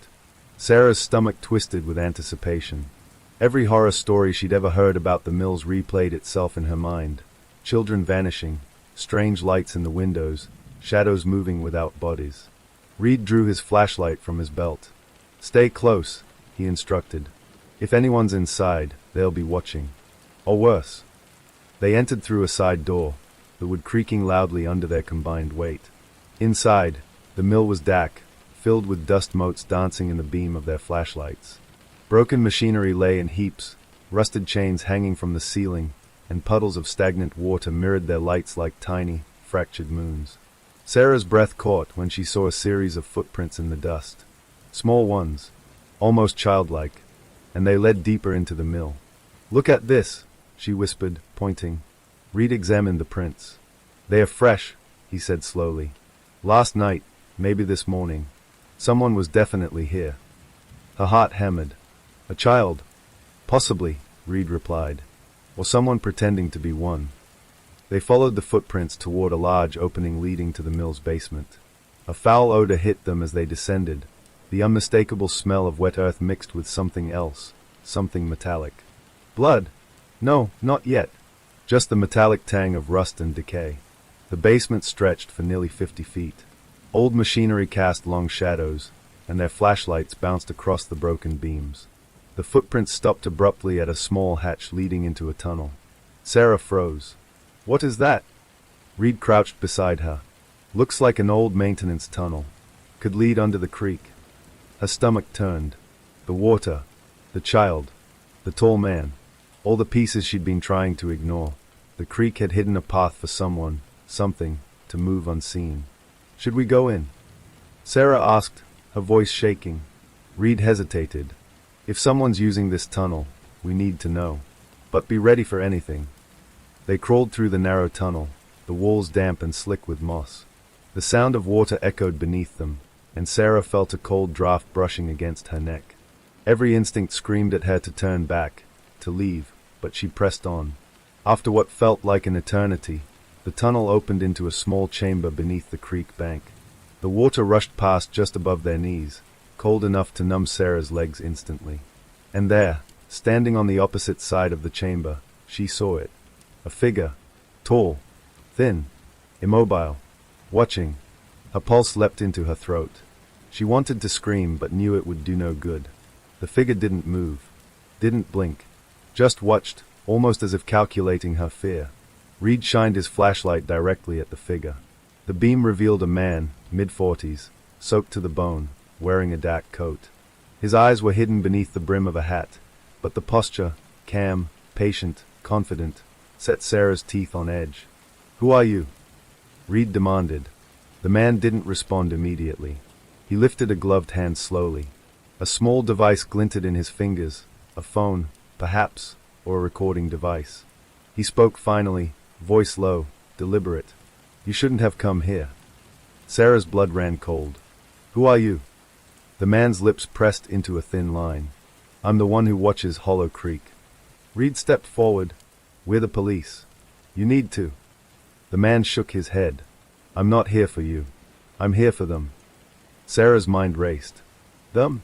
Who?" The man's gaze flicked toward her. "The ones who saw too much. The ones who think the creek will forgive them." Her stomach twisted. "You mean, the child?" The man didn't answer. He stepped backward into the shadows of the tunnel. "You should leave," he said again, voice echoing off the stone walls. Before they could respond, he vanished, slipping through a small side passage Sarah hadn't noticed.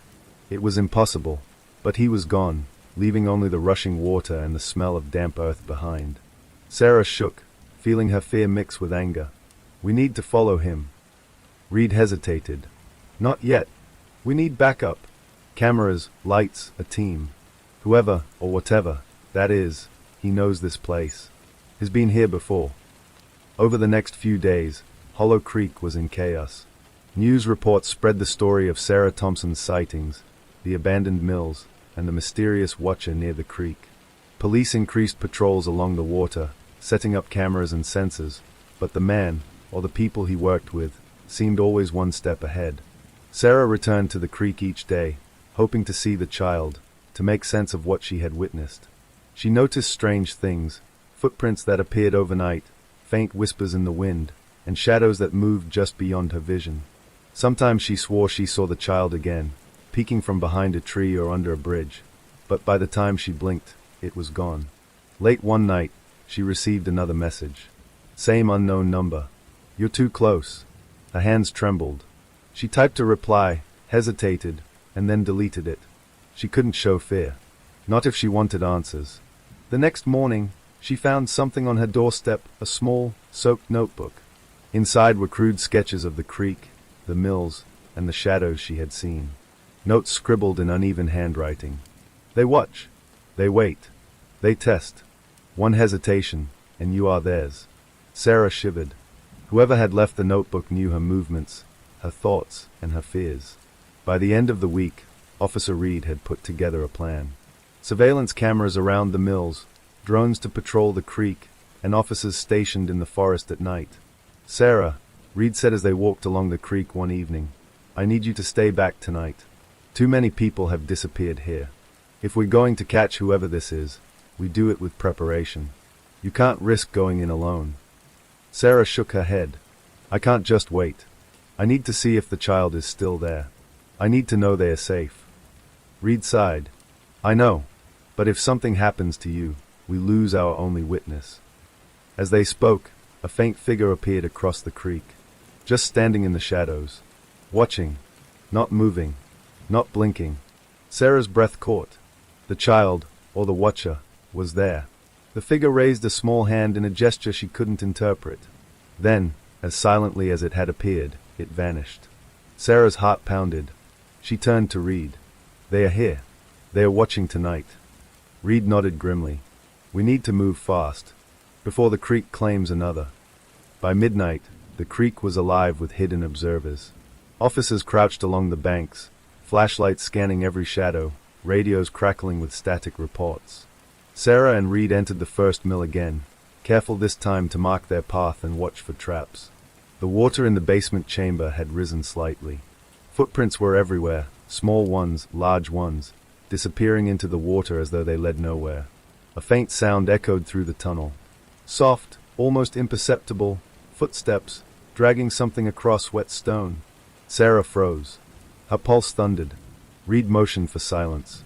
They moved slowly, flashlights bouncing over the walls, until the light revealed a small figure. The child. Pale, soaked, eyes wide with terror. And behind it, the tall man. Watching. Waiting. The creek was silent that night, except for the rushing water beneath the bridge, the faint hum of distant lights from the town, and the soft, uneven footsteps echoing from the old mills upstream. Sarah Thompson and Officer Thomas Reed crouched behind a broken wall of bricks, flashlights in hand. Their breaths came in shallow, panicked bursts. Every instinct screamed at them to leave, but neither would abandon the child. Stay calm, Reed whispered, his eyes scanning the shadows. We don't know what he wants, or how many there are. Sarah nodded. Her hands were clammy around the flashlight.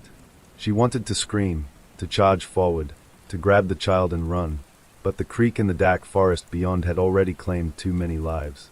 She had learned quickly. Hollow Creek punished haste. A faint movement caught her eye, a figure shifting behind the trees. Another one. And then the tall man, standing perfectly still, watching them. His dark coat blended with the shadows. His face was hidden beneath the brim of a soaked hat. But Sarah felt his eyes, cold and calculating, boring into her soul. Don't make a sound, Reed whispered. We move on my signal. They crept along the water's edge, following footprints barely visible in the mud. The child's small prints were unmistakable. They led deeper into the forest, toward the second mill. The second mill was worse than the first. Windows smashed long ago, jagged glass jutting from rotting frames. Doors hung crookedly on rusted hinges. The air smelled of damp wood, decay, and something fouler, something that made Sarah gag. Reed held her flashlight closer, illuminating the interior carefully. Inside, the floorboards creaked with every step. Shadows seemed to move in impossible ways, as if the darkness itself was alive. The child's footprints ended near a large trapdoor leading to the basement. Sarah felt the knot in her stomach tighten. The basement, just like before, and she knew, if the tall man was here, he was already waiting below. On 3, Reed said quietly. We go down together. No splitting up. Sarah swallowed. Her throat was dry. She nodded. 1, 2, 3. They opened the trap door.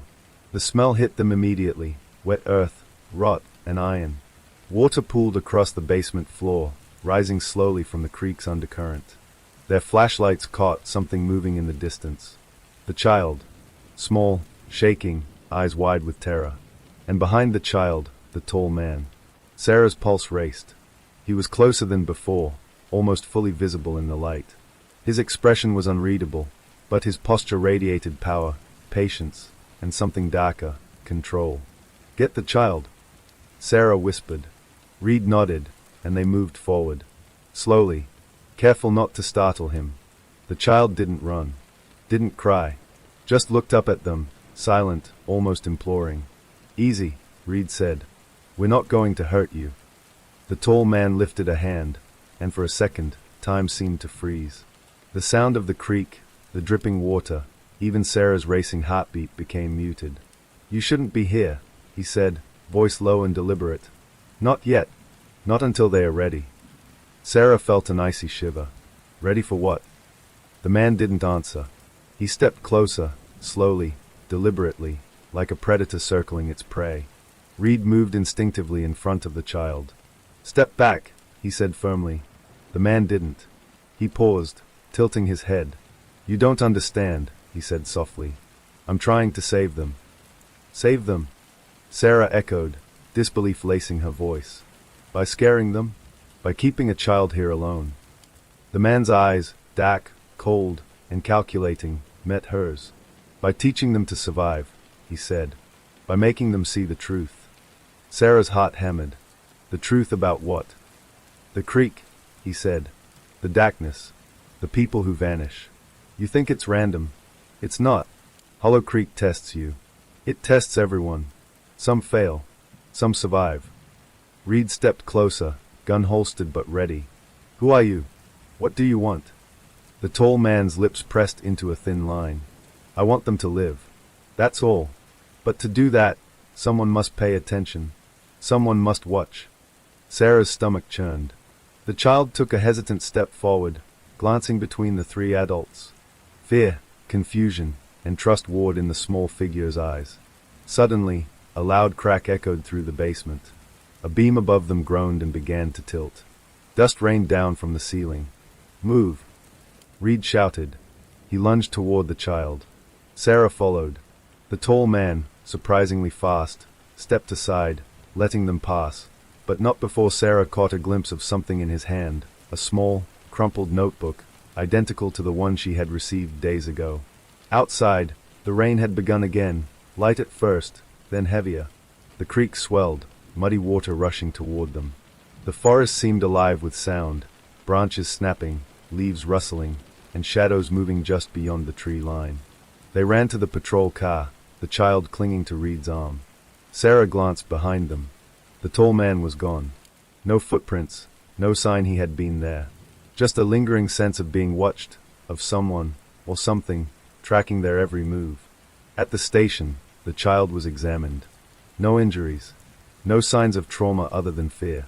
But when the child tried to speak, only a whisper came. They watch," the child said, voice trembling. Sarah shivered. The same words she had seen in the notebook. The same warnings from her phone messages. Reed nodded grimly. "Looks like we have a pattern," he said. "Lights out. Shadows. Missing people. Whoever this is, they are methodical. They choose their moments." Sarah felt a sinking realization. The creek wasn't random. Hollow Creek wasn't random. The disappearances, the shadows, the tall man, everything was connected. And now they had a witness. The following day, Sarah returned to her apartment, but she couldn't shake the feeling of being watched. Her phone buzzed again, same number. "You got lucky. They aren't done." She stared at it. The words were simple, minimal, but the meaning was terrifying. "They aren't done," she whispered aloud. Her apartment seemed smaller, the walls closing in. Every sound, traffic, wind, distant voices, felt amplified. She realized the truth. Hollow Creek had marked her. The creek didn't just test the residents. It lingered. It remembered. And now, it had her in its sights. Sarah began researching Hollow Creek's history obsessively. Old newspaper clippings, town records, missing persons reports spanning decades. Each story had eerie similarities. Children or young adults disappearing near the creek, sometimes returning disoriented, often speaking of shadows, strange figures, and lights going out. And the mills appeared in nearly every report. Abandoned, decaying, and always near the water. She realized that the tall man wasn't just a random figure. He He was part of it, a guardian, a warden, or someone driven insane by the creek's patterns. That night, Sarah couldn't sleep. She sat at the edge of her bed, phone in hand, staring at the screen. The messages didn't come immediately, but around midnight, a single buzz. "They're testing you next." Her blood ran cold. Sarah's mind raced. "Testing me? What does that mean?" Another buzz. "Do not go alone." She realized the truth she had been avoiding. The creek was patient, but relentless. It didn't forgive hesitation. And now, it had set its sights on her. She felt the pull of fear and obligation. She couldn't ignore it. Someone had to understand Hollow Creek. Someone had to see it for what it really was. The question was, would she survive the next test? The sun had barely risen when Sarah Thompson arrived at the station. Fog clung to the town like a living thing, curling through the streets, seeping under doors, and brushing the ankles of anyone brave, or foolish, enough to venture outside. Officer Thomas Reed was already awake, reviewing maps and reports at his desk. The child from the basement clung silently to a blanket in the corner, eyes wide and dark with exhaustion. Sarah noticed the faint bruises along the small wrists, evidence of fear, not violence. Fear alone could break a person if it lasted long enough. "We're going back," Sarah said, her voice steady despite the adrenaline thrumming through her veins. "We need to find out what's really happening in those mills." The tall man is connected to everything. "I can feel it." Reed nodded slowly. "I've arranged a team. 4 officers, cameras, infrared sensors. We go at first light. This time, we document everything. No improvisation. No surprises." Sarah's stomach twisted, a mixture of dread and determination. She wanted answers.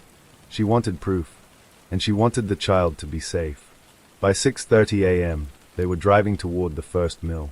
Fog had thickened overnight, reducing visibility to mere feet. The air was damp, cold, and smelled faintly of wet earth and decaying wood. Sarah's hands gripped the door handle tightly, the sense of being watched gnawing at her. Reed pulled the car to the side of the road. "Remember," he said quietly, "stay close. Follow my lead. If anyone tries to interfere, we retreat immediately."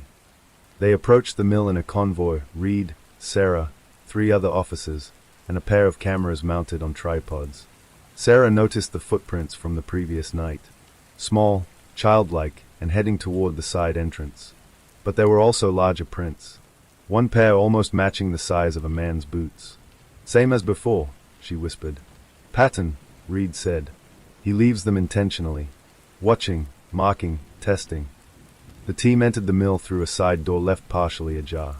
The interior was just as menacing as the previous night. Rotting wood, rusted machinery, shadows that seemed to pulse and move in unnatural ways. Footsteps echoed in the distance. Not theirs. Not the creek's. Someone, or something, was already inside. They followed the footprints toward the basement. The trapdoor groaned as they opened it, and the smell of damp earth, rust, and decay hit them immediately. The water had risen since their last visit, pooling several inches across the stone floor. And then they saw it, a pile of old newspapers, tattered books, and crates stacked against one wall. A faint flicker of light emanated from behind the pile. Sarah approached cautiously, flashlight sweeping over the crates. Behind them, a small alcove, carved into the wall. Inside, they found objects that made her stomach turn. A worn notebook, identical to the one she had received. Children's toys, waterlogged and abandoned. Old photographs, faded, of children she didn't recognize, some smiling, some with faces frozen in terror. Reed crouched beside the pile. "This is evidence of more than just one missing child." Sarah's eyes widened. "Dozens." Reed nodded grimly. "It seems Hollow Creek has been hiding this for years." The air grew colder. Shadows stretched along the walls, almost imperceptibly. Sarah could swear she saw movement, just beyond the flashlight's beam. Suddenly, the child they had rescued days ago pointed toward the far wall. "There," they whispered, voice trembling. A figure emerged from the shadows, a boy, younger than the child in their care, soaked, dirty, and terrified. He froze when he saw the adults. Don't take me," he stammered. Reed stepped forward slowly, hands raised. "We're not here to hurt you. Come with us." The boy shook his head violently. He'll come back. He'll punish you. Sarah felt her heart tighten. Who? Who will come back? The boy's eyes darted to the far end of the basement. And there, half shrouded in darkness, stood the tall man. He hadn't moved an inch. Just watched. Calm. Patient. Terrifying. Stay back. Reed shouted, moving between the boy and the man. The tall man tilted his head, lips pressed into a thin line. I'm trying to protect them, he said, voice low and deliberate. But they have to understand. They have to see. See what? Sarah demanded. The water, he said. The creek doesn't forgive hesitation. It doesn't forgive ignorance. It tests, it marks, it waits. You want to save them. You need to learn the rules first. Sarah felt a cold knot in her stomach. She had been chasing shadows, following footprints, trying to rescue children she barely knew. And yet, this man had been orchestrating it all. Watching. Testing. Enough. Reed backed. We are taking these children out. Now. The man's eyes glinted beneath his hat. If you remove them without understanding, you doom them. And yourselves. Before anyone could react, he stepped aside, disappearing into a narrow tunnel at the back of the basement. Follow him. Sarah shouted, heart pounding. The team pursued him into the tunnel. Water sloshed over their boots. The narrow walls pressed in, damp and slippery. The tall man moved with an impossible silence, always just ahead of them. Suddenly, the tunnel opened into a larger chamber. And there, Sarah froze. A wall of names. Hundreds of them, carved into the stone. Dates spanning decades. Each name corresponded to a child, or a young adult, disappeared near Hollow Creek. Some names had symbols next to them, circles, stars, XS. Reed's flashlight trembled in his hand. This is a record, he whispered. All of them. Sarah's eyes scanned the wall, and then she saw something chilling. Her own name, scratched into the stone, with today's date next to it. Her pulse surged. They are marking me. The boy clutched her hand. He chooses, he whispered. The creek chooses. If it decides, you're next. Sarah's blood ran cold. No, I'm not. I won't be next. Reed put a hand on her shoulder. We have to get out of here. All of you. They moved cautiously, guiding the children back through the tunnel. But the tall man wasn't gone. His voice echoed through the chamber, low and threatening. The creek is patient. So am I. Hesitate, and you lose. Outside, the rain had returned, falling in heavy sheets. Water surged along the banks, the creek swollen and violent. Sarah watched it, heart hammering, realizing that the creek itself seemed alive, responding to the man, to the tests, to the fear. They loaded the children into the patrol cars. Sarah glanced back at the mills. The darkness seemed to pulse, alive, as if the building itself were watching. Reed drove carefully along the creek road. The rescued boy huddled in the back seat, trembling. Sarah could feel his fear as if it were her own. Do you think he'll come after us? She whispered. Reed shook his head. I don't know. But he's patient. And Hollow Creek never forgets. That night, Sarah sat alone in her apartment. The fog outside clung to the windows, curling around the lights of the town. She couldn't stop thinking about the wall of names, about the carved date next to her own. Her phone buzzed again. Unknown number. You saw them. Now you are part of them. She dropped it on the table. Her hands shook. Sarah knew one thing for certain. Hollow Creek wasn't done with her. Not by a long shot. The creek had chosen her, and the tall man was only its messenger. Tomorrow, she would return. She had to. She needed to uncover the truth before anyone else disappeared. Before the creek claimed another life. And she couldn't do it alone. Because in Hollow Creek, even daylight didn't guarantee safety. The shadows waited. Always. The third mill sat farther upstream, hidden beneath a canopy of ancient pines. Fog clung to its brick walls, swirling around the rusted beams and shattered windows like a living thing. It was the largest of the three, a sprawling complex of machinery and dark passageways, abandoned for decades but somehow maintained in its own eerie, timeless state. Sarah Thompson approached cautiously, flanked by Officer Thomas Reed and 2 additional officers. The rescued children were safely back at the station, but the weight of responsibility hung heavy on her shoulders. The tall man had been patient, methodical, watching them test the limits of courage and instinct. Now, they had no choice but to confront the mill. "This is it," Reed said quietly, eyes scanning the perimeter.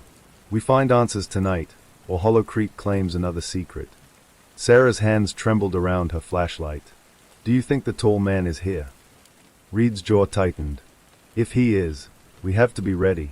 Don't underestimate him, or the creek." The team entered the mill through a side door partially concealed by vines. Inside, the air was thick with dust and the faint stench of decay. The floorboards creaked under every step, echoing through the cavernous interior. Shadows twisted unnaturally in the flashlight beams, and Sarah felt an almost tangible presence behind her at every turn.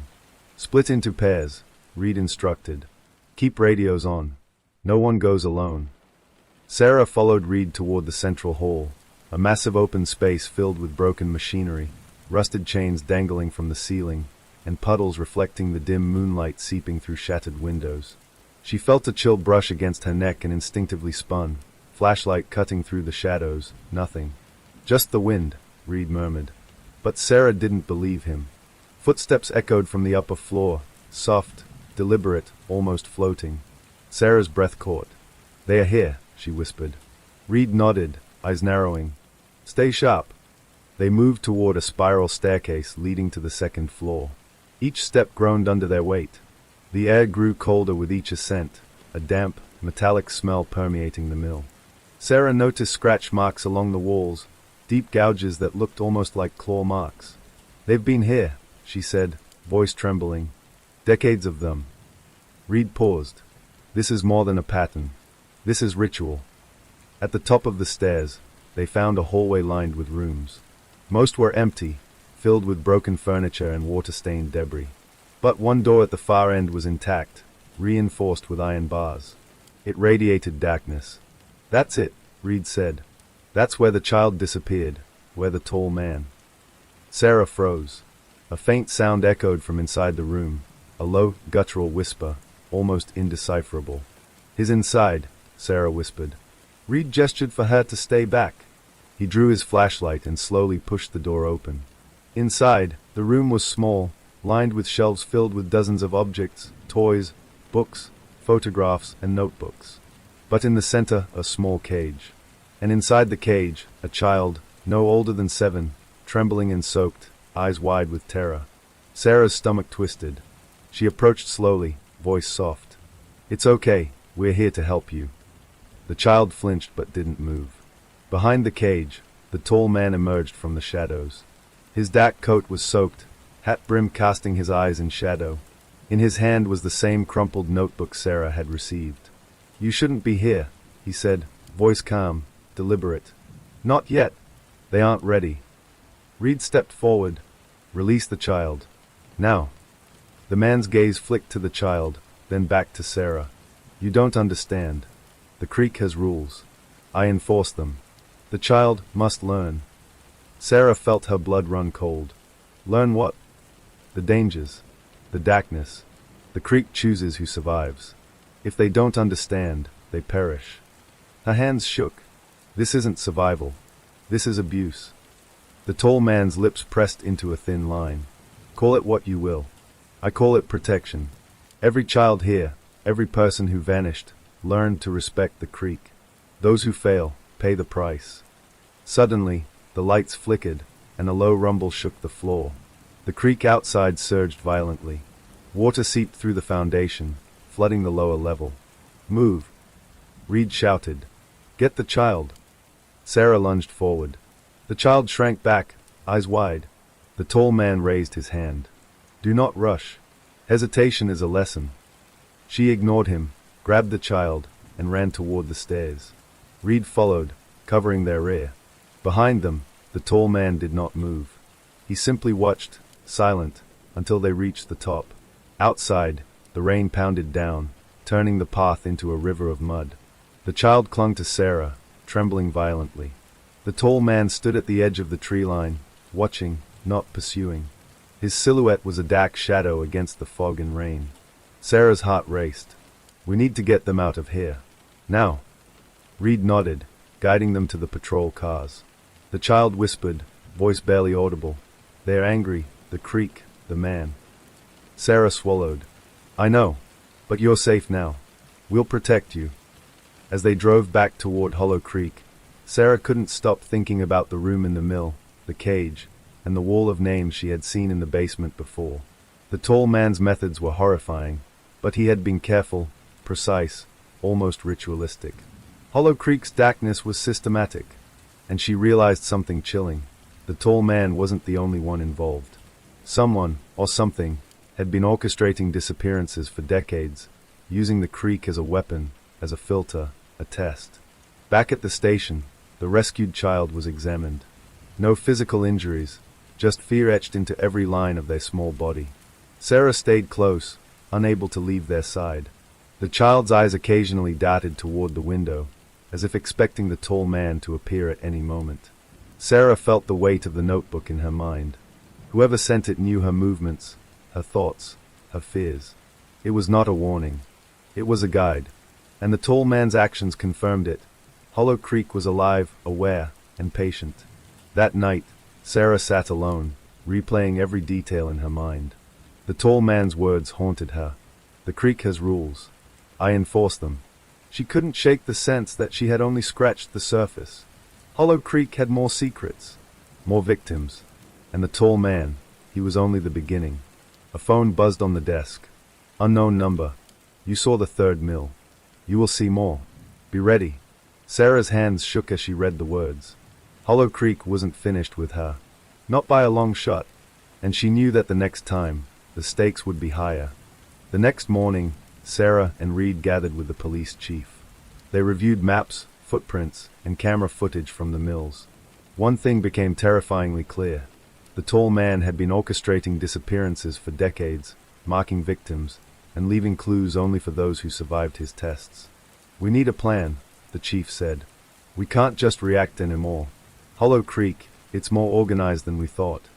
Sarah nodded, determination hardening. "We find him. We find the patterns. And we stop him, before anyone else disappears." Reed frowned. "The problem is, we don't even know who he is, or what he wants. All we know is he enforces the creek's rules." Sarah's eyes narrowed. "Then we learn the rules. Whatever it takes, we follow the trail he left. We figure out the truth." She couldn't ignore it any longer. Hollow Creek wasn't random. It was intentional, methodical, and deadly. The creek had claimed lives before, and it would claim more unless they uncovered the mystery behind it. That evening, Sarah returned home, exhausted but unable to sleep. Rain lashed against the windows, and the creek beyond the town swelled, dark and fast-moving. Her phone buzzed again. "You survived the third mill. You will see the fourth. Be vigilant." Sarah stared at the words, heart pounding. She understood now. The tests weren't over. The tall man, Hollow Creek, the patterns, it was far from finished. She made a decision. She would go deeper, follow the creek, confront the darkness. She didn't know what awaited her, but she couldn't turn back. Not now. Not ever. Because Hollow Creek didn't forgive hesitation.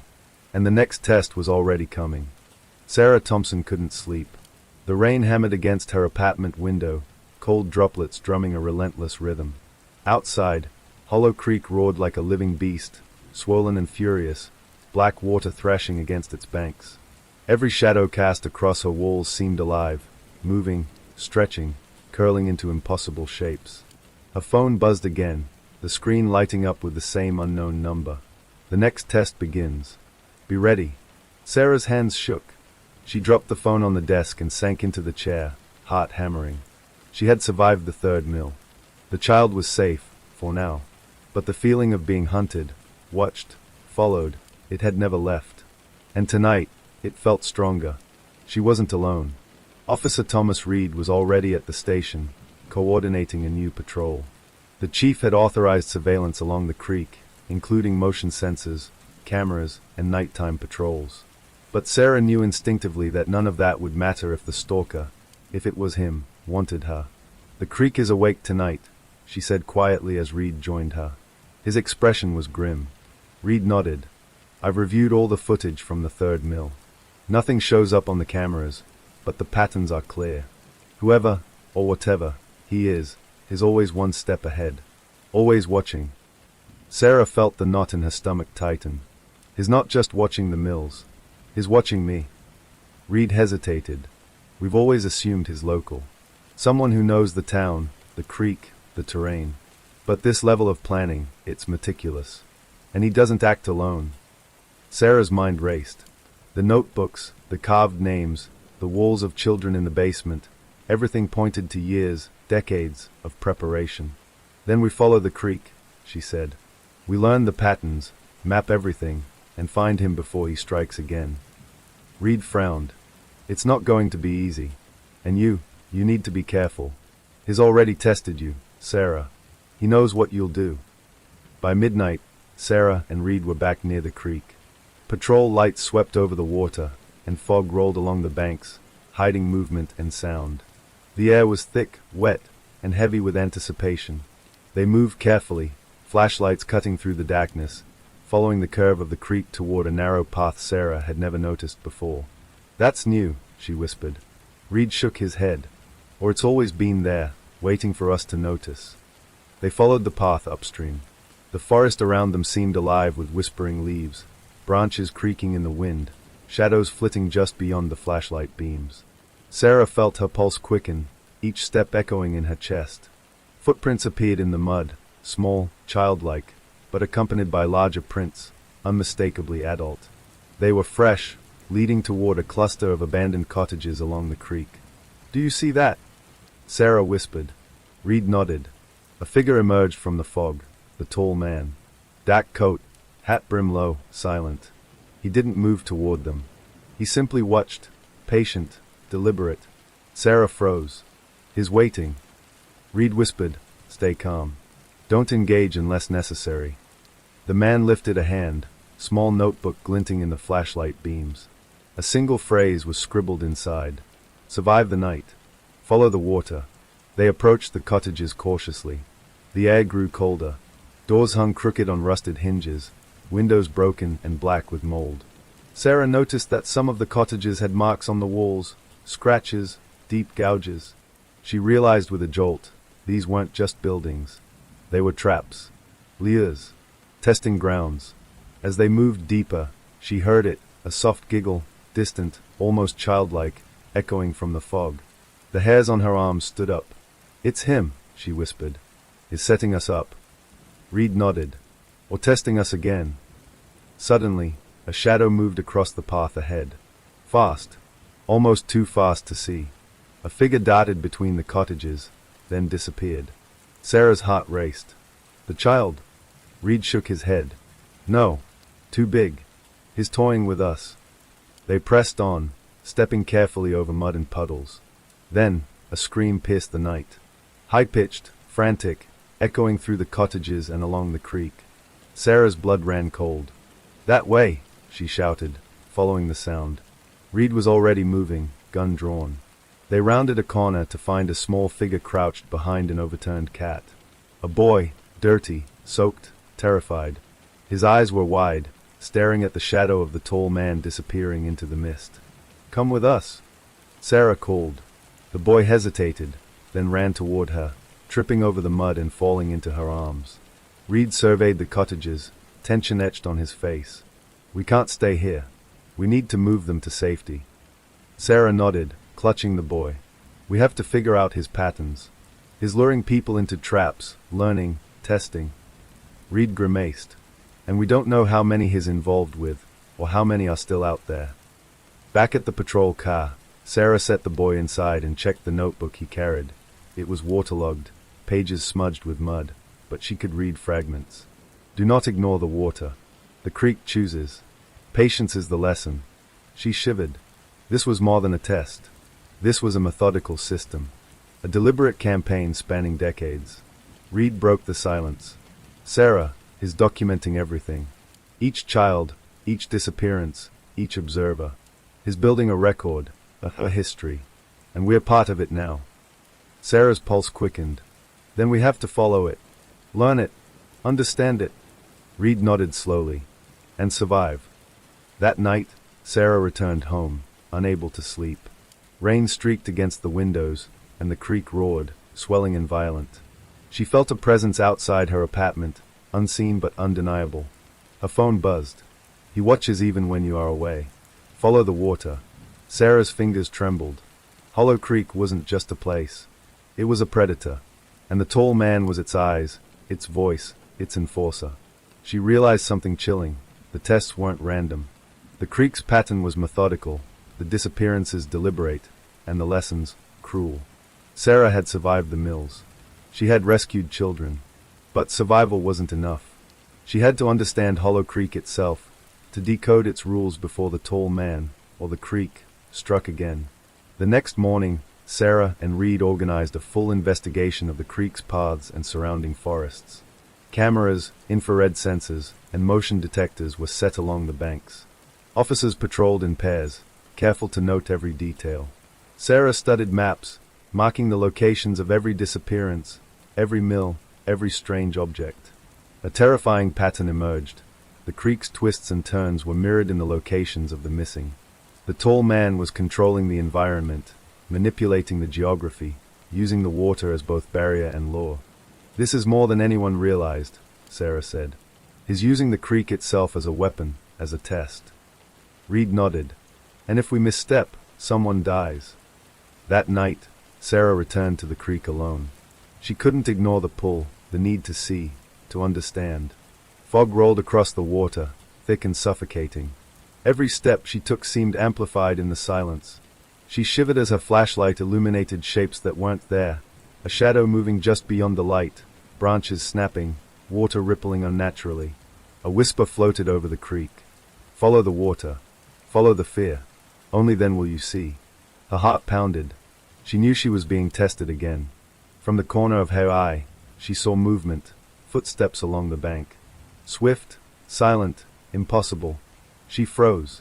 The tall man emerged from the fog, notebook in hand, eyes hidden beneath the brim of his hat. You shouldn't be here, he said softly. Not yet. You're learning too quickly. Sarah swallowed hard. I have to know. I have to see. He tilted his head. Then learn. But remember, hesitation kills. Before she could respond, he stepped into the fog and vanished. Sarah's pulse raced. The creek surged violently, water lapping at her boots. She realized something terrifying. The tests weren't confined to the mills. Hollow Creek itself was alive, orchestrating events, sending warnings, shaping fear. And she was part of it now. The next day, Sarah mapped the latest sightings. Every shadow, every child, every scrap of evidence indicated a single truth. Hollow Creek had been claiming victims long before anyone had noticed. The tall man was only a guide, enforcing rules, ensuring the creek's lessons were followed. Sarah stared at the map, tracing the twists of the creek. I understand the pattern now, she said. It's deliberate. Every bend, every drop, every flooded section, it's a test. And we're in it. Reed frowned. Then what do we do? Sarah's eyes narrowed. We follow it. Document it. Learn it. And we survive. That's the only way to stop the next test, and whoever, or whatever, is controlling it. As the creek roared outside, she felt the weight of the coming nights pressing down. Hollow Creek was patient, relentless, and deadly. And the tall man, he was always watching.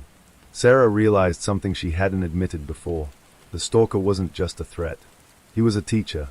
A cruel, methodical, terrifying teacher. And she was in class. The lesson wasn't over. The night was merciless. Rain fell in sheets, turning Hollow Creek into a churning river, its waters black and angry. Mist rose from the surface, thickening the darkness, curling around trees and abandoned buildings like smoke from some ancient fire. Sarah Thompson crouched in the underbrush, binoculars pressed to her eyes. Officer Thomas Reed was beside her, his flashlight dimmed, ears straining for any sound beyond the roar of the creek. They weren't alone. A small team of officers waited along the banks, cameras ready, radios on. Tonight, they weren't just following the tall man. They were setting a trap. Are you sure about this? Sarah whispered. Her hands shook, clutching the notebook she had received weeks earlier. Every page contained fragments of instructions, warnings, and cryptic observations about Hollow Creek. Reed's jaw tightened. We have to try. He's been orchestrating disappearances for decades. If we don't confront him, more children, more people will vanish. Tonight, we end it, or we join the list of those who failed. Sarah swallowed hard. Her pulse raced. She had survived 3 mills, rescued children, and followed the creek through its twisted paths. But nothing had prepared her for the weight of what they were about to do. The team moved silently toward the old bridge, a rusted structure spanning the widest bend of the creek. According to the patterns Sarah had mapped, the tall man always appeared near water crossings. Tonight, she and Reed hoped to force him into a confrontation.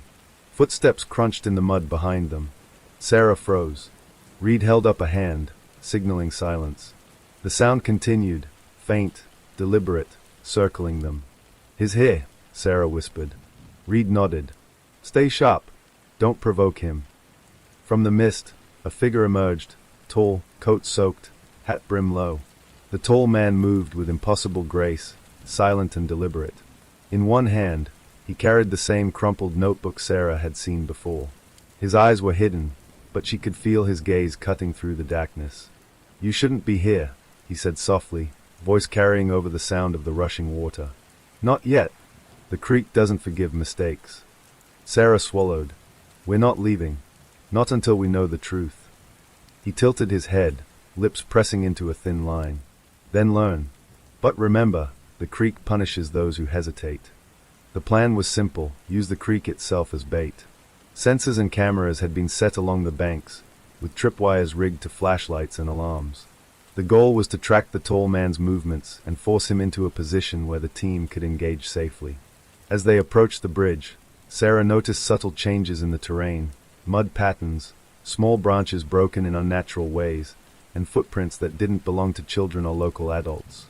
"He's manipulating the environment," Sarah whispered. "Everything we've seen, it's intentional. Every bend, every flooded path, every abandoned building, is controlling it." Reed nodded grimly. "That's why we need the trap. We can't chase him blindly anymore. He's too clever, too prepared. Tonight, we force him into our territory."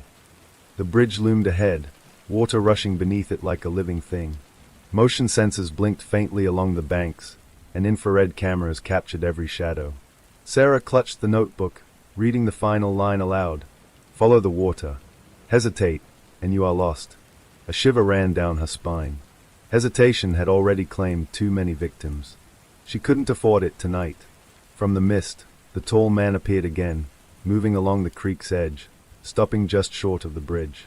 He paused, tilting his head as if studying them, waiting, testing. Reed motioned to the team. "Hold position. Wait for my signal."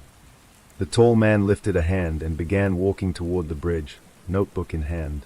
His movements were calm, precise, and deliberate. Sarah could feel the tension tightening around her chest. Every instinct screamed at her to run, but she couldn't. The creek roared beneath them, water rising as if responding to his presence. The team's plan depended on timing. As soon as the tall man stepped onto the bridge, a hidden net would drop from the trusses, triggered remotely by Reed. Cameras would capture his movements, while officers flanked both sides of the bridge, ready to intercept. Sarah watched through binoculars, heart hammering. The tall man reached the midpoint of the bridge, paused, and looked down at the water. The notebook opened in his hand, pages fluttering in the wind. Suddenly, a scream echoed from the creek below, a child's voice, high-pitched and frantic. Sarah froze. It was one of the children they had rescued from the third mill. But how? She hadn't brought them here. The tall man didn't flinch. His head tilted slightly, and a faint smile crept across his lips. He spoke softly, words lost in the rain, but the tone was unmistakable. "They are yours to protect. Fail, and they die." Sarah's pulse surged. This wasn't just a trap for him, it was a test for her. Reed's hand moved to the remote trigger. Now! The net dropped, but it didn't catch him. The tall man stepped aside as if the trap were nothing more than a gust of wind. His coat shimmered with water, and he moved with impossible speed, vanishing into the mist. Sarah's heart sank. He's gone. Reed cursed under his breath. He always knows. He's too fast, too clever. From the creek below, the water churned violently, carrying debris and branches.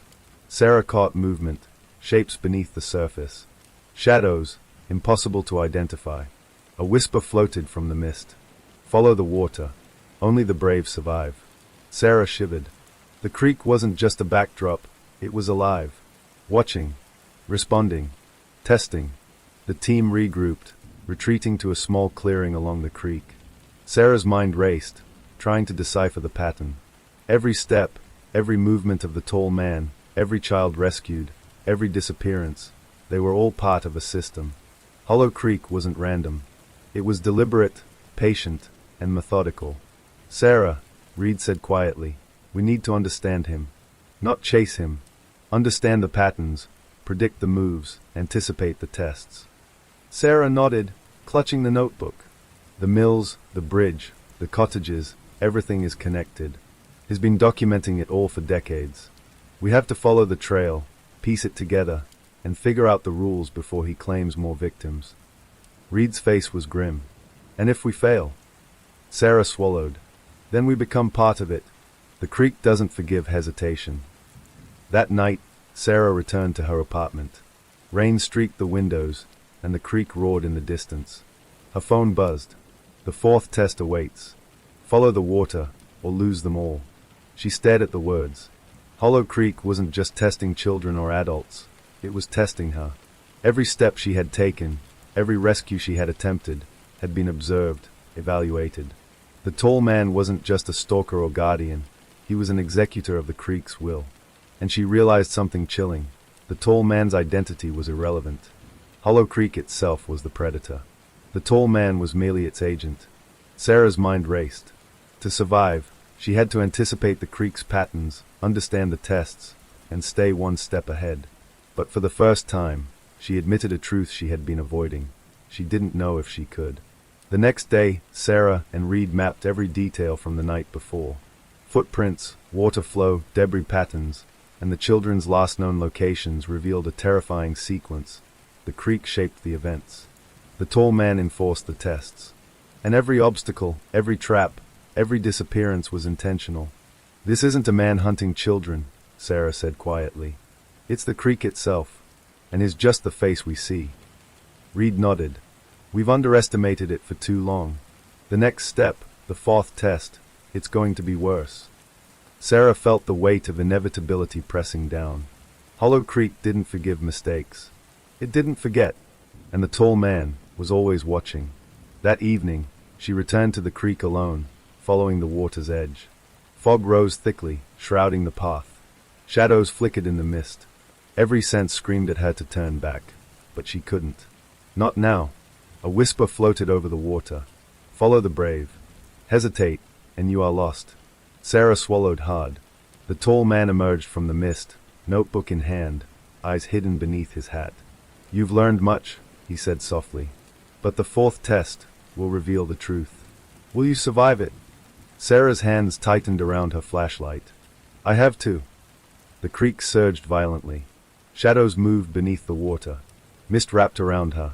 And she realized, with a cold certainty, that the next test wasn't just about survival. It was about understanding Hollow Creek itself.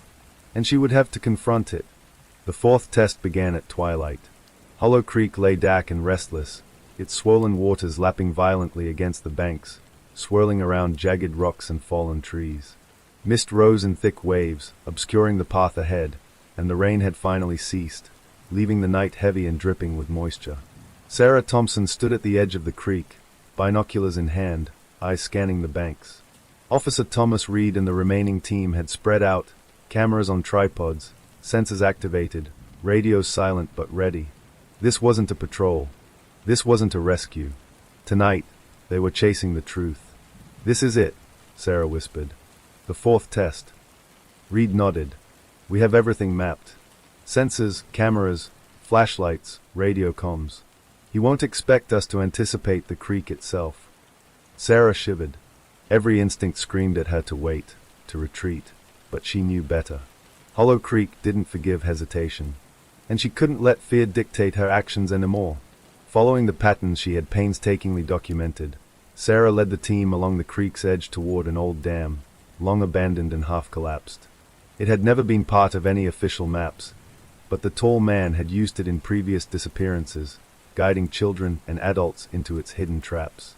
The dam loomed ahead, dark and jagged, water surging beneath its crumbling structure. Sarah noticed subtle movements along the edges, branches snapping, mud displaced, shadows flitting unnaturally. "His hair," she whispered, tension tightening her chest. From the fog, the tall man emerged, coat soaked, hat brim low, notebook clutched tightly in his hand. He didn't approach directly. He walked along the edge of the dam, slow, deliberate, as if marking their every move. "You shouldn't be here," he said softly, voice barely audible over the roar of the water. "Not yet. The creek tests all who enter." Sarah stepped forward. "We've already survived. We've followed the water. We know your patterns." The tall man paused, head tilted. "Patterns, yes, but knowing them is not enough. To survive Hollow Creek, you must understand it." Reed tightened his grip on his flashlight. "Then we learn. Tonight, we end this." The team moved cautiously toward the dam, careful to avoid the unstable edges. Sarah noticed carvings in the wet mud, footprints, symbols, strange markings. They weren't just tests for children, they were lessons, instructions, and warnings. "Look at these," Sarah whispered, pointing to the mud. "They're messages for anyone who follows." Reed knelt, examining them. "Coordinates, maybe? Times? Instructions?" Whoever made these knew the creek intimately. From the fog, a low whistle echoed. Sarah froze. It wasn't wind. It wasn't animal. It was deliberate enough to signal movement. The tall man appeared at the top of the dam, notebook open. Pages fluttered in the wind, revealing fragments of writing. "The creek chooses the brave. Hesitate, and you perish. The water remembers all. The watcher observes." Sarah swallowed hard. The warnings were explicit. Survival depended on understanding. But understanding wasn't enough. She needed action. Suddenly, a figure darted across the dam, a child, soaked, terrified, running toward them. It was one of the missing children from earlier mills, guided or trapped by the tall man.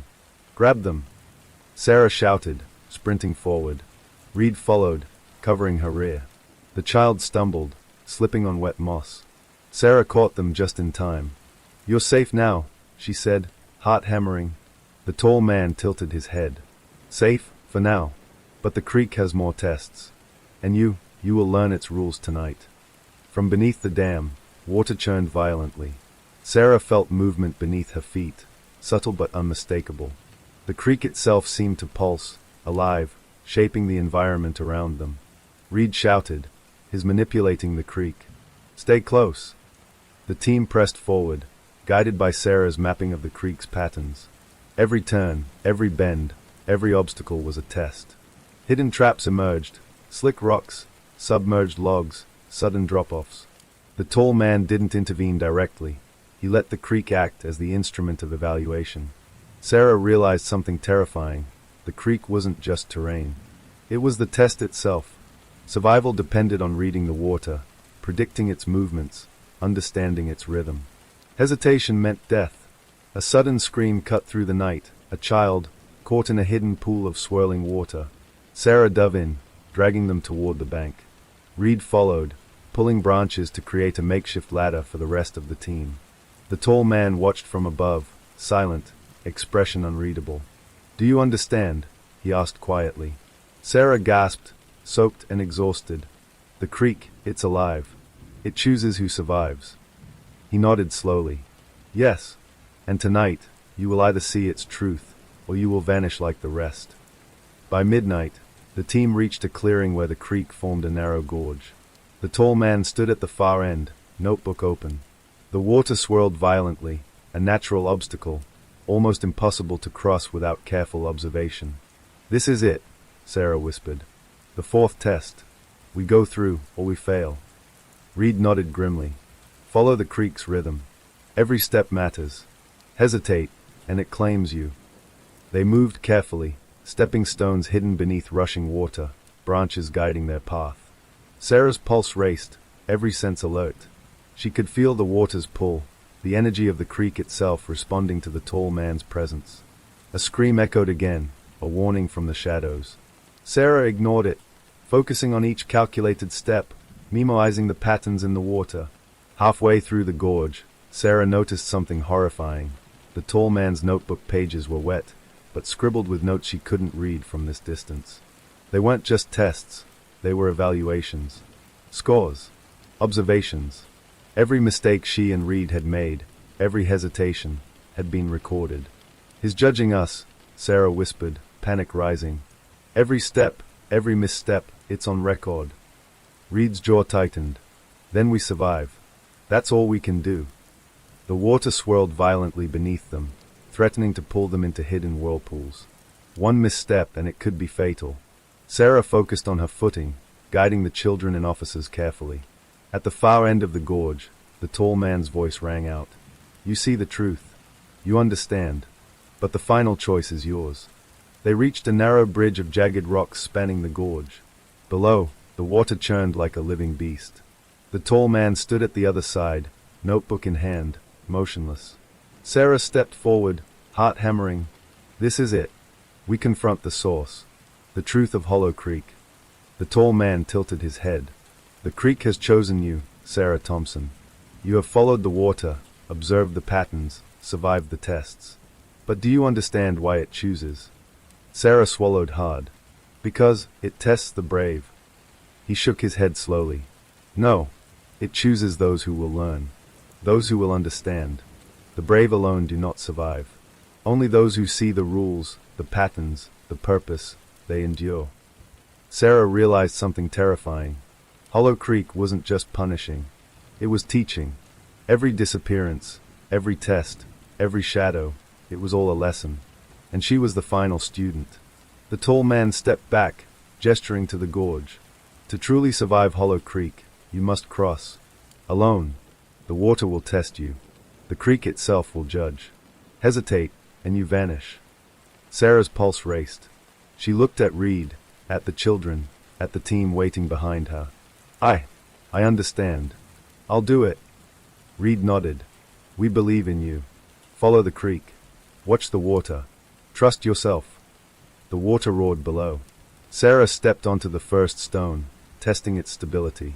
She moved carefully, memoizing the rhythm, adjusting to the flow, ignoring the shadows and whispers. Each step brought her closer to the tall man, closer to understanding, closer to the truth. Halfway across, the water surged violently, almost knocking her off balance. She grabbed a branch, steadying herself, heart pounding. Every instinct screamed to turn back, but she pushed forward. The creek demanded focus, demanded courage, demanded understanding. Finally, she reached the tall man. The gorge stretched behind her, water still raging, shadows twisting. He closed the notebook and handed it to her. "You have seen.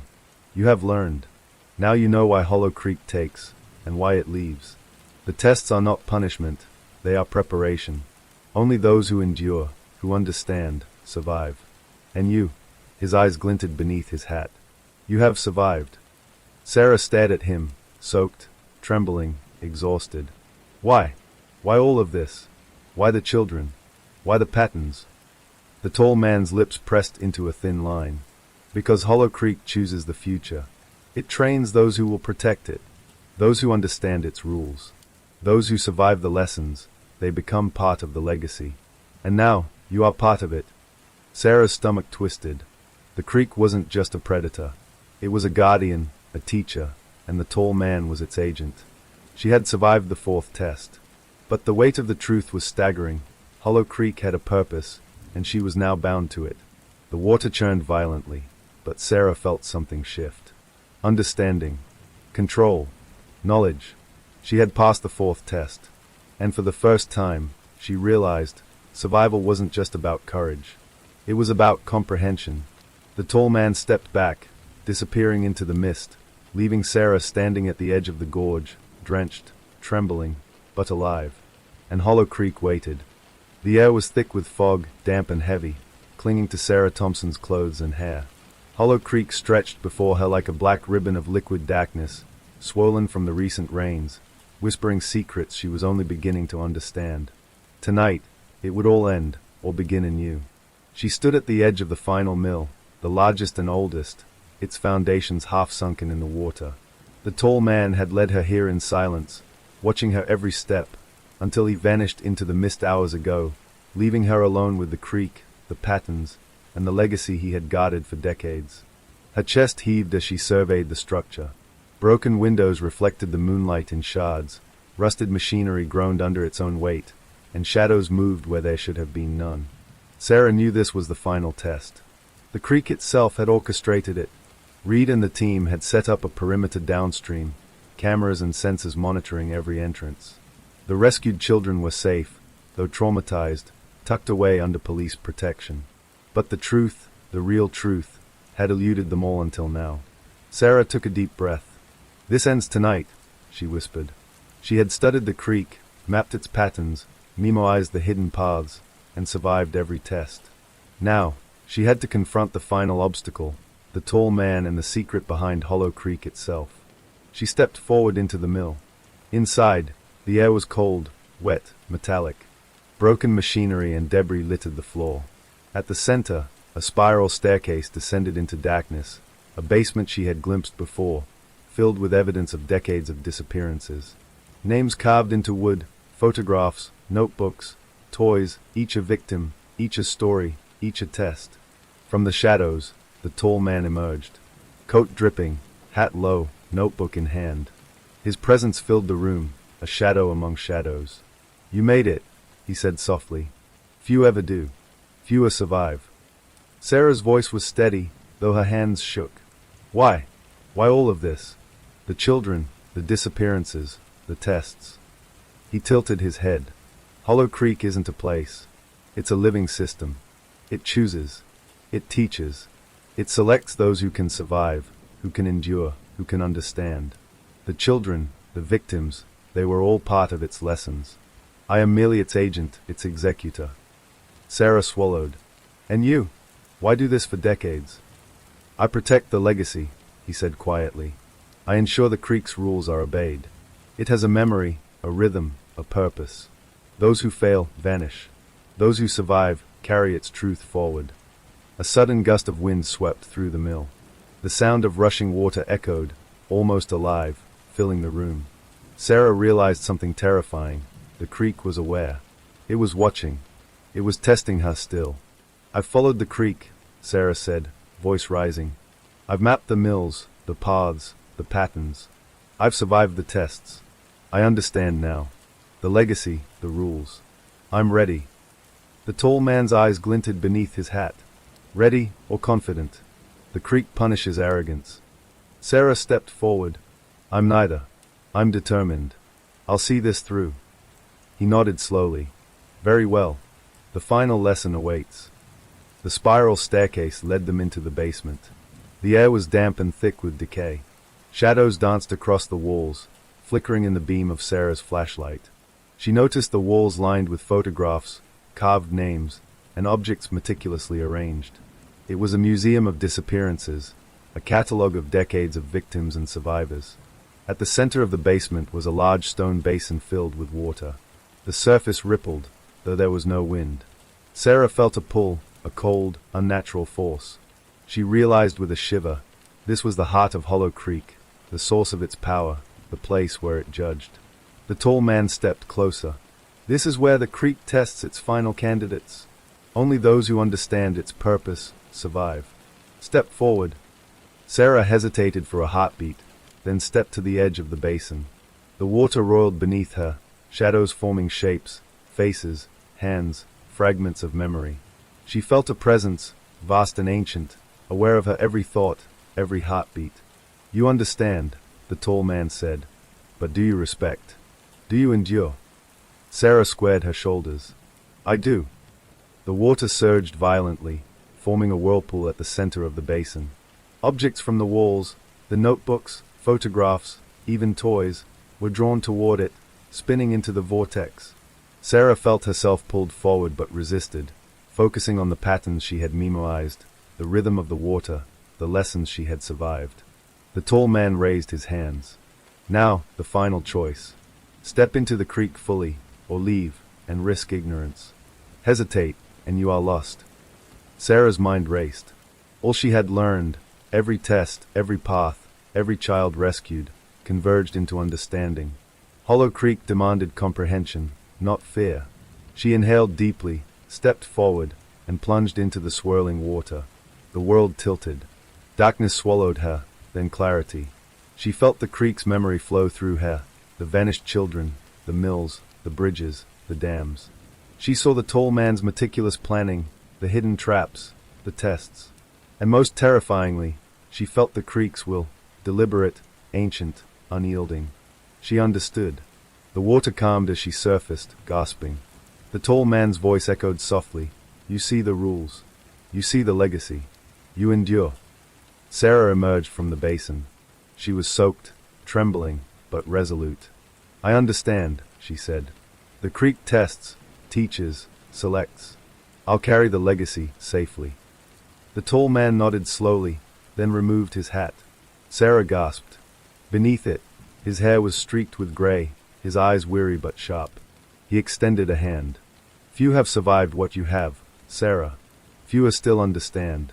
Hollow Creek chooses its guardians carefully. You will help guide it forward." Sarah's mind reeled. The creek wasn't evil. It wasn't malevolent. It was alive, ancient, and methodical. The tall man had been its caretaker for decades, ensuring the rules were followed, that those who survived could pass the knowledge forward. Sarah swallowed hard. "I don't know if I can." He smiled faintly. "You already have. The creek has judged, and it has chosen you. You will protect, guide, and teach.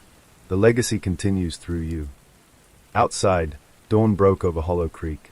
The mist lifted slowly, revealing the swollen river, the moss-covered mills, the bridges, and the winding paths she had followed for weeks. She saw the patterns now, every bend, every drop, every flooded path. It was all part of a system, a living network of lessons. Reed and the officers approached cautiously. "Sarah, are you okay?" She nodded slowly, eyes distant, filled with knowledge and responsibility. "I understand it now. The creek isn't just water. It's alive. It teaches. It protects. And I will protect its legacy." The tall man stood beside her, watching the river. "Few are ready for what you have seen. Remember, Hollow Creek tests all who enter. Its memory is long, its judgment precise. You are chosen, Sarah Thompson. You are part of it now." Sarah felt a strange calm. Fear, exhaustion, and adrenaline swirled into clarity. She had survived, not just physically, but mentally and spiritually. The creek had tested her courage, her instincts, and her understanding, and she had endured. Weeks later, Hollow Creek settled into a quiet rhythm. Sarah continued her work with Reed and the police, rescuing those in danger, documenting disappearances, and ensuring the lessons of the creek were respected. She followed the patterns meticulously, guided by the knowledge the tall man had passed to her. The mills remained, silent witnesses. The bridges, the dams, the cottages, all part of the living system she now understood. The creek roared in the distance, patient, deliberate, eternal. She walked along its banks one evening, watching the water swirl around moss-covered stones. Her hand touched the notebook, now filled with notes, maps, and observations. Hollow Creek had judged, chosen, and taught. And she had survived. A faint whisper floated across the water. "You are ready." Sarah smiled faintly. She understood now. Survival wasn't just about courage. It was about comprehension, patience, and respect. She would honor the legacy of Hollow Creek, protect its lessons, and ensure the balance endured. The creek roared softly, alive and eternal, and Sarah felt a deep, unshakable connection to it. She was no longer merely a survivor. She was its guardian. And as night fell over Hollow Creek, she knew one thing with absolute certainty: the legacy would continue.